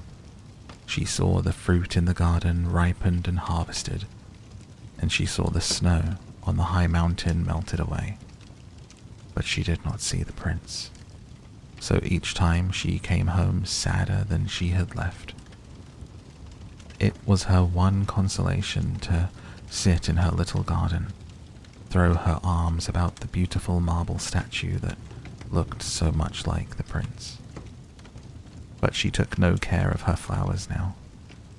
They overgrew the paths until the place was a wilderness, and their long stalks and leaves became so entangled in the branches of the tree that it cast a gloomy shade. Finally, she couldn't bear it any longer. She told her secret to one of her sisters. Immediately, all the other sisters heard about it. No one else knew, except a few more mermaids who told no one, except their most intimate friends. One of these friends knew who the prince was. She too had seen the birthday celebration on the ship. She knew where he came from and where his kingdom was. "Come, little sister," said the other princesses. Arm in arm they rose from the water in a long row, right in front of where they knew the prince's palace stood. It was built of pale, glistening golden stone, with great marble staircases, one of which led down to the sea. Magnificent gilt domes rose above the roof, and between the pillars all around the building were marble statues that looked most lifelike. Through the clear glass of the lofty windows, one could see into the splendid halls, with their costly silk hangings and tapestries, walls covered with paintings that were delightful to behold. In the center of the main hall, a large fountain played its columns of spray up to the glass-domed roof, through which the sun shone down on the water and upon the lovely plants that grew in the big basin. Now that she knew where he lived, many an evening and many a night she spent there in the sea. She swam much closer to shore than any of her sisters would dare venture, and she even went up a narrow stream under the splendid marble balcony that cast its long shadow in the water. Here she used to sit and watch the young prince when he thought himself quite alone in the bright moonlight. On many evenings she saw him sail out in his fine boat, with music playing and flags aflutter. She would peep out through the green rushes, and if the wind blew her long silver veil, anyone who saw it mistook her for a swan spreading its wings. On many nights she saw the fishermen come out to the sea with their torches, heard them tell about how kind the young prince was. This made her proud to think that it was she who had saved his life when he was buffeted about, half dead among the waves. She thought of how softly his head had rested on her breast, how tenderly she had kissed him, though he knew nothing of all of this, nor could he even dream of it. Increasingly she grew to like human beings. More and more she longed to live among them. Their world seemed so much wider than her own. They could skim over the sea in ships and mount up into the lofty peaks high over the clouds. Their lands stretched out in woods and fields farther than the eye could see. There was so much that she wanted to know. Her sisters could not answer all her questions, so she asked her old grandmother, who knew about the upper world, which was what she said was the right name for the countries above the sea. If men aren't drowned, the little mermaid asked, do they live on forever? Don't they die as we do down here in the sea? Yes, the old lady said. They too must die, and their lifetimes are even shorter than ours. We can live to be 300 years old. When we perish, we turn into mere foam on the sea, and haven't even a grave down here among our dear ones. We have no immortal soul, no life hereafter. We are like the green seaweed. Once cut down, it never grows again. Human beings, on the contrary, have a soul which lives forever. Long after their bodies have turned to clay, it rises through thin air up to the shining stars. Just as we rise through the water to see the lands on earth, so men rise up to beautiful places unknown, which we shall never see. Why weren't we given an immortal soul? The little mermaid sadly asked. I would gladly give up 300 years if I could be a human being only for a day, and later share in that heavenly realm. You must not think about that, said the old lady.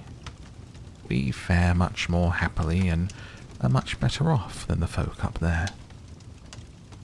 Then I must also die, and float as foam upon the sea, not hearing the music of the waves and seeing neither the beautiful flowers nor the red sun. Can't I do anything at all to win an immortal soul? No, her grandmother answered. Not unless a human being loved you so much that you meant more to him than his father and mother. If his every thought and his whole heart cleaved to you, so that he would let a priest join his right hand to yours and would promise to be faithful here and throughout all eternity. Then his soul would dwell in your body, and you would share in the happiness of mankind. He would give you a soul and yet keep his own. But that can never come to pass. The very thing that is your greatest beauty here in the sea, your fishtail, would be considered ugly on land. They have such poor taste that to be thought beautiful there you have to have two awkward props which they call legs. The little mermaid sighed and looked unhappily at her fishtail. Come, let us be gay, the old lady said. Let us leap and bound throughout the 300 years that we have to live. Surely that is time and to spare, and afterwards we shall be glad enough to rest in our graves. We are holding a court ball this evening. This was a much more glorious affair than is ever to be seen on earth. The walls and the ceiling of the great ballroom were made of massive but transparent glass. Many hundreds of huge rose-red and grass-green shells stood on each side in rows, with the blue flames that burned in each shell, illuminating the whole room and shining through the walls so clearly that it was quite bright in the sea outside. You could see the countless fish, great and small, swimming towards the glass walls. On some of them the scales gleamed purplish red, while others were silver and gold. Across the floor of the hall ran a wide stream of water, and upon this the mermaids and the mermen danced to their entrancing songs. Such beautiful voices are not to be heard among the people who live on land. The little mermaid sang more sweetly than anyone else, and everyone applauded her. For a moment, her heart was happy, because she knew that she had the loveliest voice of all, in the sea or on the land. But her thoughts soon strayed to the world up above. She could not forget the charming prince. nor her sorrow that she did not have an immortal soul like his. Therefore she stole out of her father's palace, and while everything there was song and gladness, she sat sadly in her own little garden. Then she heard a bugle call through the water, and she thought, that must mean he is sailing up there. He whom I love more than my father or mother, he of whom I am always thinking, and in whose hands I would so willingly trust my lifelong happiness. I dare do anything to win him and to gain an immortal soul. While my sisters are dancing here in my father's palace, I shall visit the sea witch, of whom I have always been so afraid. Perhaps she will advise me and help me. The little mermaid set out from her garden toward the whirlpools that raged in front of the witch's dwelling. She had never gone that way before. No flowers grew there, nor any seaweed. Bare and grey, the sands extended to the whirlpools, where like roaring mill wheels the waters whirled and snatched everything within their reach, down to the bottom of the sea.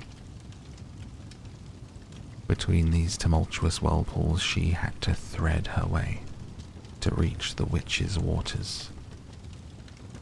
And then for a long stretch, the only trail lay through a hot, seething mire, which the witch called her peat marsh. Beyond it lay her house, in the middle of a weird forest. All the trees and the shrubs were polyps, half animal, half plant. They looked like 100-headed snakes growing out of the soil. All their branches were long, slimy arms, with fingers like wriggling worms. They squirmed, joint by joint, from their roots to their outermost tentacles. Whatever they could lay hold of, they twined around, and they never let go. The little mermaid was terrified and stopped at the edge of the forest. Her heart thumped with fear, and she nearly turned back. But then she remembered the prince and the souls that men have, and she summoned her courage. She bound her long flowing locks closely about her head so the polyps could not catch hold of them, folded her arms across her breast, and darted through the water like a fish, in among the slimy polyps that stretched out their writhing arms and fingers to seize her. She saw that every one of them held something that it had caught with its hundreds of little tentacles, and to which it clung as with strong hoops of steel. The white bones of men who had perished at sea and sunk to these depths could be seen in the polyps' arms. Ships' rudders, seamen's chests, the skeletons of land animals who had fallen into their clutches. But the most ghastly sight of all was a little mermaid whom they had caught and strangled. She reached a large muddy clearing in the forest, where big fat water snakes slithered about, showing their foul yellowish bellies. In the middle of this clearing was a house built of the bones of shipwrecked men, and there sat the sea witch, letting a toad eat out of her mouth, just as we might feed sugar to a little canary bird. She called the ugly fat water snakes her little chickabiddies, and let them crawl and sprawl about on her spongy bosom. I know exactly what you want, said the sea witch. It is very foolish of you, but just the same you shall have your way. For it will bring you to grief, my proud princess. You want to get rid of your fishtail and have 2 props instead, so that you can walk about like a human creature and have the young prince fall in love with you, win him and an immortal soul besides. At this, the witch gave such a loud, cackling laugh that the toad and the snakes were shaken to the ground, where they lay, writhing. You are just in time, said the witch. After the sun comes up tomorrow, a whole year would have to go by before I could be of any help to you. I shall compound you a draught, and before sunrise you must swim to the shore with it. Seat yourself on dry land and drink the draught down. Then your tail will divide and shrink until it becomes what the people on Earth call a pair of shapely legs. But it will hurt. It will feel as if a sharp sword slashed through you. Everyone who sees you will say that you are the most graceful human being that they have ever laid eyes on. But you will keep your gliding movement, and no dancer will be able to tread as lightly as you. But every step you take will feel as if you were treading upon knife blades, so sharp that blood must flow. I am willing to help you, but are you willing to suffer all this? Yes, the little mermaid replied in a trembling voice, as she thought of the prince and gaining a human soul. Remember, said the witch, once you have taken a human form, you can never be a mermaid again. You can never come back through the waters to your sisters or to your father's palace. And if you do not win the love of the prince so completely that for your sake he forgets his father and mother, cleaves to you with his every thought and his whole heart, and lets the priest join your hands in marriage, then you will win no immortal soul. If he marries someone else, your heart will break on the very next morning, and you will become foam of the sea. I shall take that risk, said the little mermaid, but she turned as pale as death. Also, you will have to pay me, said the witch, and it is no trifling price that I'm asking. You have the sweetest voice of anyone down here at the bottom of the sea. And while I don't doubt that you would like to captivate the prince with it, you must give this voice to me. I will take the very best thing that you have in return for my sovereign draught. I must pour my own blood into it to make the drink as sharp as a 2-edged sword. But if you take my voice, said the little mermaid, what will be left of me? Your lovely form, the witch told her. Your gliding movements, your eloquent eyes. With these you can easily enchant a human heart. Well, have you lost your courage? Stick out your little tongue and I shall cut it off. I'll have my price, and you shall have the potent draught. Go ahead, said the little mermaid. The witch hung her cauldron over the flames to brew the draught. Cleanliness is a good thing, she said as she tied her snakes in a knot and scoured out the pot with them. She pricked herself in the chest and let her black blood splash into the cauldron. Steam swelled up from it, in such ghastly shapes that anyone would have been terrified by them. The witch constantly threw in new ingredients into the cauldron, and it started to boil with a sound like that of a crocodile shedding tears. When the draught was ready at last, it looked as clear as the purest water. "There's your draught," said the witch, and she cut off the tongue of the little mermaid, who now was dumb and could neither sing nor talk. "If the polyps should pounce on you when you walk back through my wood," the witch said, "just spill a drop of this brew upon them and their tentacles will break into 1,000 pieces."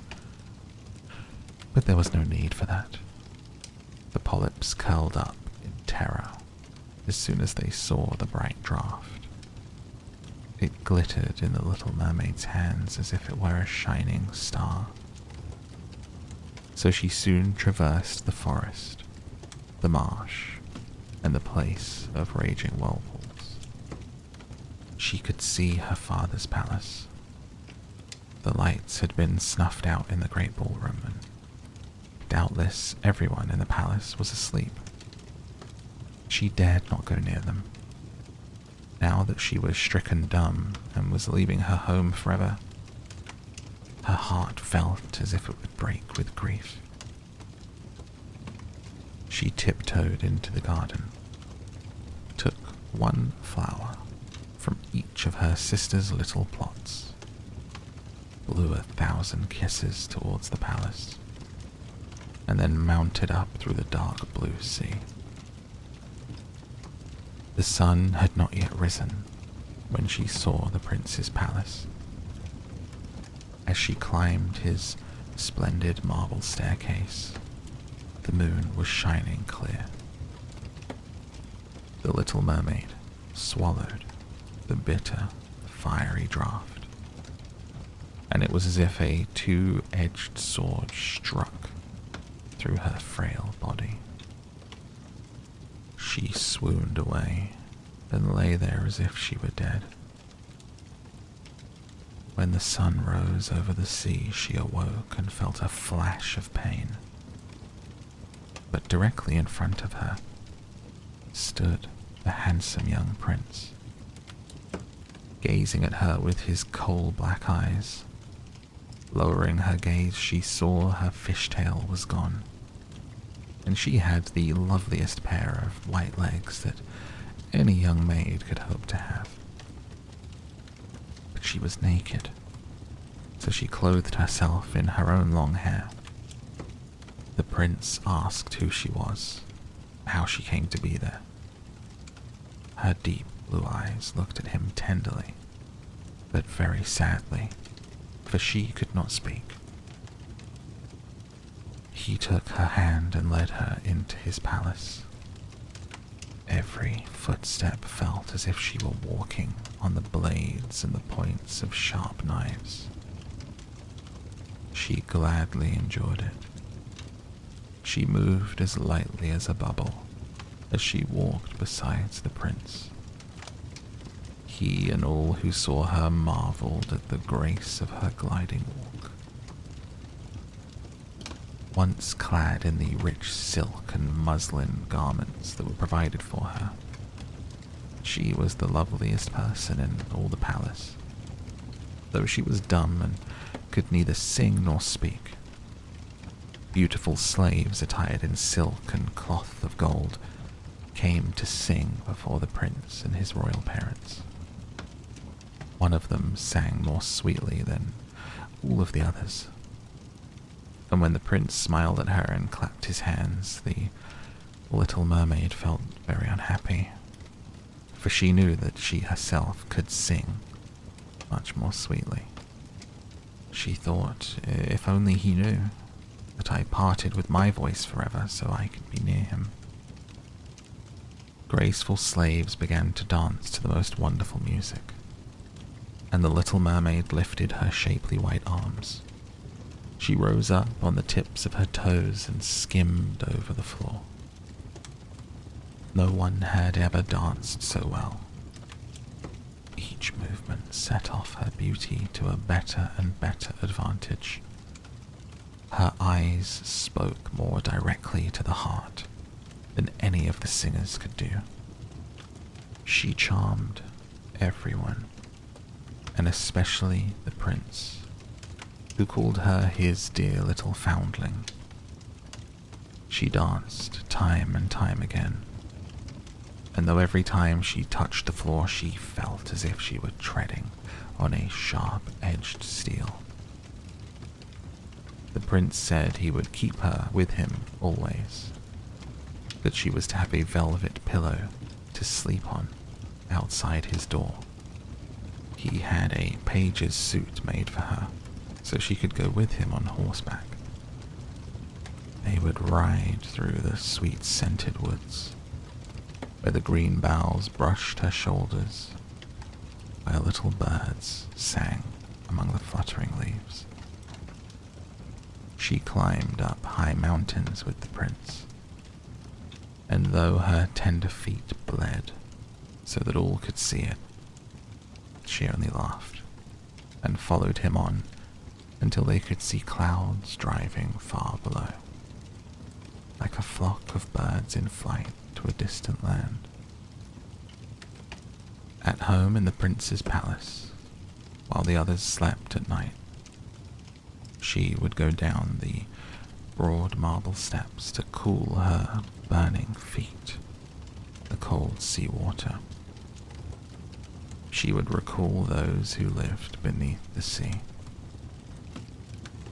One night, her sisters came by, arm in arm, singing sadly as they breasted the waves. When she held out her hands towards them, they knew who she was, and told her how unhappy she had made them all. They came to see her every night after that, and once, far, far out to sea, she saw her old grandmother, who had not been up to the surface this many a year. With her was the Sea King, with his crown upon his head. They stretched out their hands to her, but they did not venture so near to the land as her sisters had. Day after day, she became more dear to the prince, who loved her as one would love a good little child.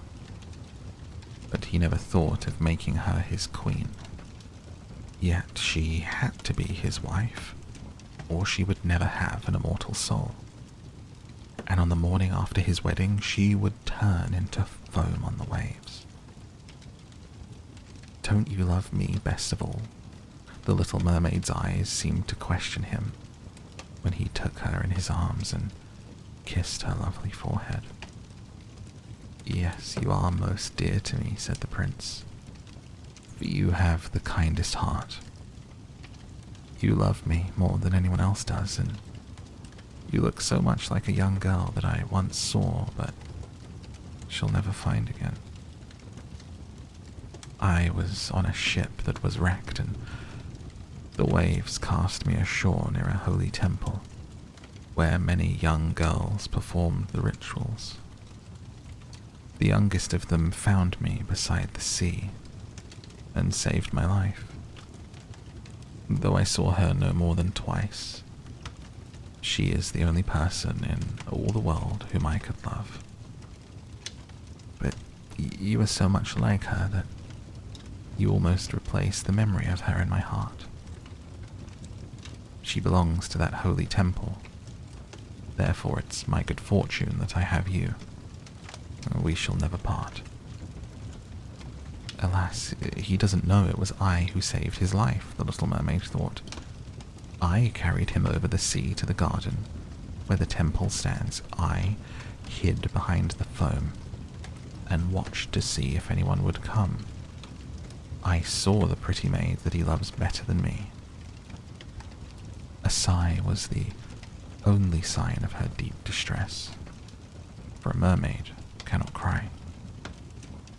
He says that the other maid belongs to the holy temple. She will never come out into the world, so they will never see each other again. It is I who will care for him, love him, and give all of my life to him. Now rumors arose that the prince was to wed the beautiful daughter of a neighboring king, and that it was for this reason he was having such a superb ship made ready to sail. The rumor ran that the prince's real interest in visiting this neighboring kingdom was to see the king's daughter, and that he was to travel with a lordly retinue. The little mermaid shook her head and smiled, for she knew the prince's thoughts better than anyone else did. "I'm forced to make this journey," he told her. "I must visit the beautiful princess, for that is my parents' wish. But they would not have me bring her home as my bride against my own will. I can never love her. She does not resemble the maiden in the temple, as you do. And if I were to choose a bride, I would sooner choose you, my dear mute foundling, with those telling eyes of yours." And he kissed her on the mouth, fingered her long hair, and laid his head against her heart, so that she came to dream of mortal happiness and an immortal soul. "I trust you aren't afraid of the sea, my silent child," he said, as they boarded the magnificent vessel that was to carry them to the land of the neighboring king. He told her stories of storms, of ships becalmed, of strange deep sea fish, of the wonders that the divers have seen. She smiled at such stories, for no one knew about the bottom of the sea as well as she did. In the clear moonlight, when everyone except the man at the helm was asleep, she sat on the side of the ship, gazing down through the transparent water. She fancied that she could catch glimpses of her father's palace. On the topmost tower stood her old grandmother, wearing her silver crown and looking up at the keel of the ship through the rushing waves. Her sisters rose to the surface, looked at her sadly, and wrung their white hands. She smiled and waved, trying to let them know that all went well and she was happy. But along came the cabin boy, and her sisters dived out of sight so quickly that the boy supposed the flash of white was just foam on the sea. The next morning the ship came into harbour of the neighbouring king's glorious city. All the church bells chimed, and trumpets were sounded from all the high towers, while soldiers lined up with flying banners and glittering bayonets. Every day had a new festivity, as one ball followed another, but the princess was still to appear. They said she was being brought up in some faraway sacred temple, where she was learning every royal virtue. She came at last. The little mermaid was curious to see how beautiful this princess was, and she had to grant that a more exquisite figure she had never seen. The princess's skin was clear and fair, and behind long dark lashes her deep blue eyes were smiling and devoted. "It was you," the prince cried. "You were the one who saved me when I lay like a dead man beside the sea." He clasped the blushing bride of his choice in his arms. "Oh, I am happier than a man should be," he told his little mermaid. "My fondest dream, that which I never dared to hope, has come true. You will share in my great joy, for you love me more than anyone does." The little mermaid kissed his hand and felt her heart was beginning to break. For the morning after his wedding day would see her dead and turn to watery foam. All the church bells rang out. Heralds rode through the streets to announce the wedding.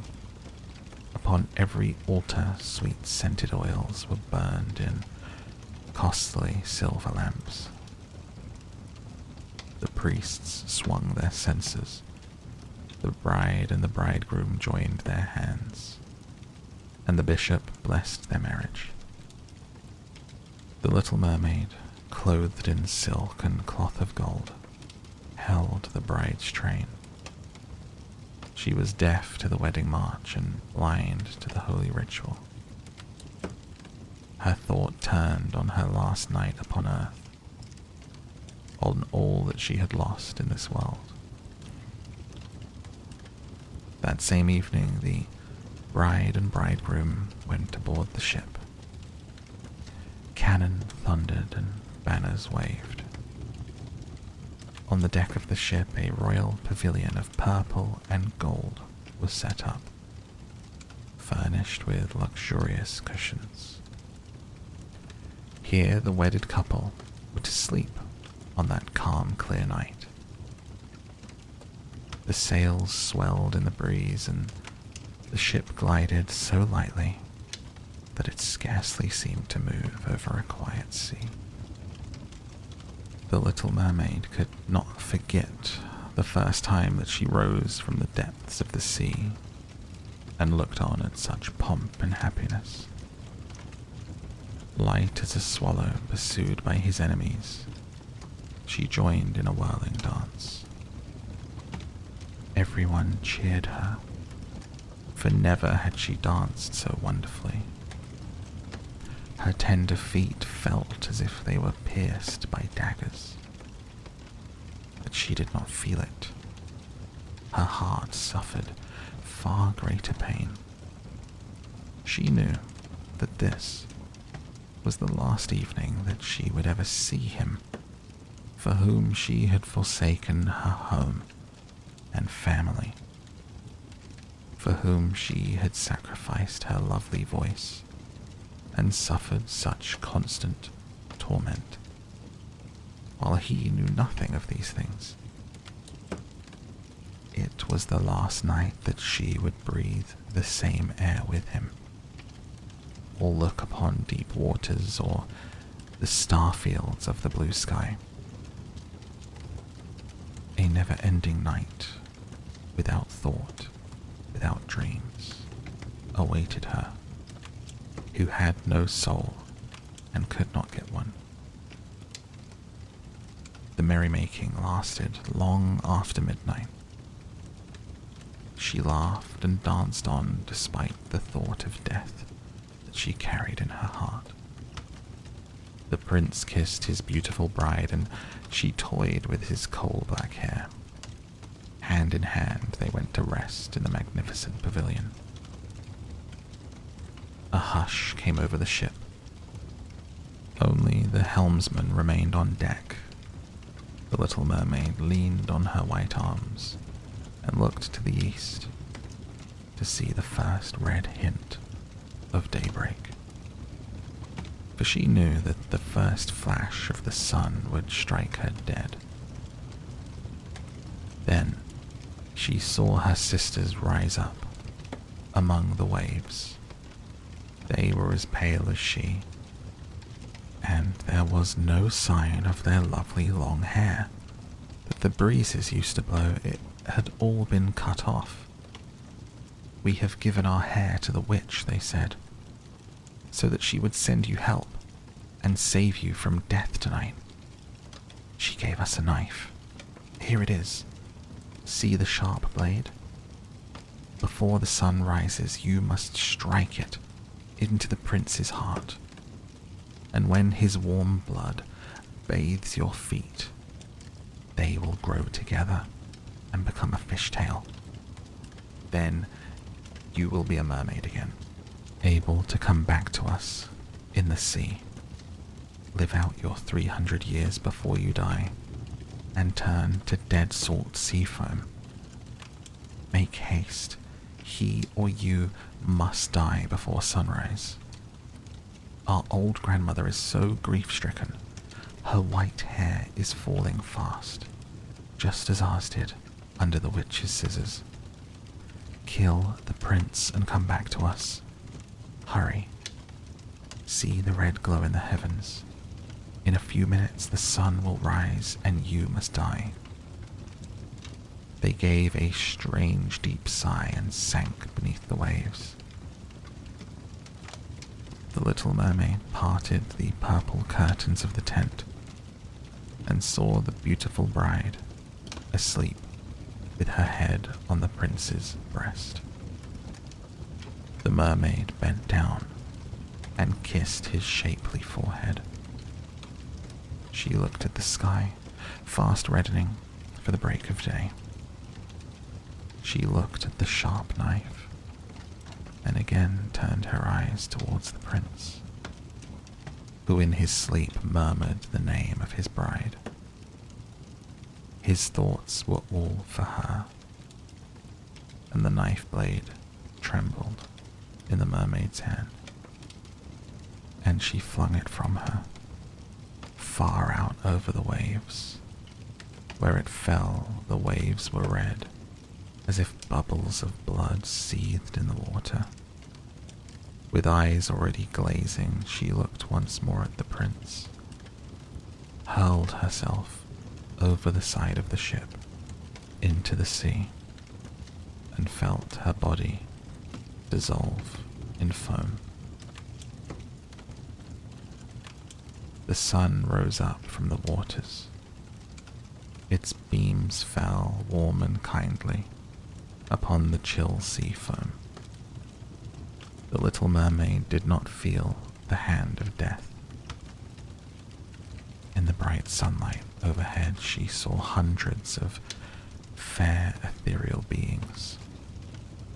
They were so transparent that through them she could see the ship's white sails and the red clouds in the sky. Their voices were sheer music, but so spirit-like that no human ear could detect the sound, just as no eye on earth could see their forms. Without wings, they floated as light as the air itself.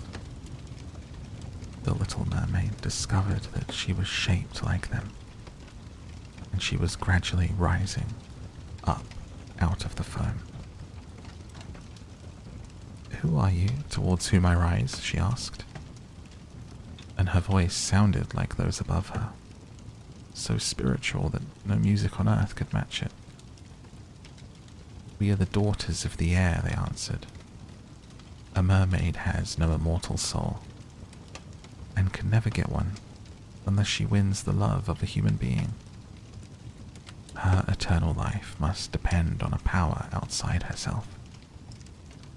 The daughters of the air do not have an immortal soul either, but they can earn one by their good deeds. We fly to the south, where the hot poisonous air kills human beings unless we bring cool breezes. We carry the scent of flowers through the air, bringing freshness and a healing balm wherever we go. When for 300 years we have tried to do all the good we can, we are given an immortal soul, and we share in mankind's eternal bliss.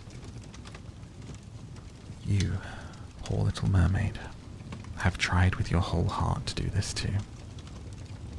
Your suffering and your loyalty have raised you up into the realm of airy spirits, and now in the course of 300 years, you may earn by your good deeds a soul that will never die." The little mermaid lifted her clear, bright eyes towards God's Son, and for the first time her eyes were wet with tears.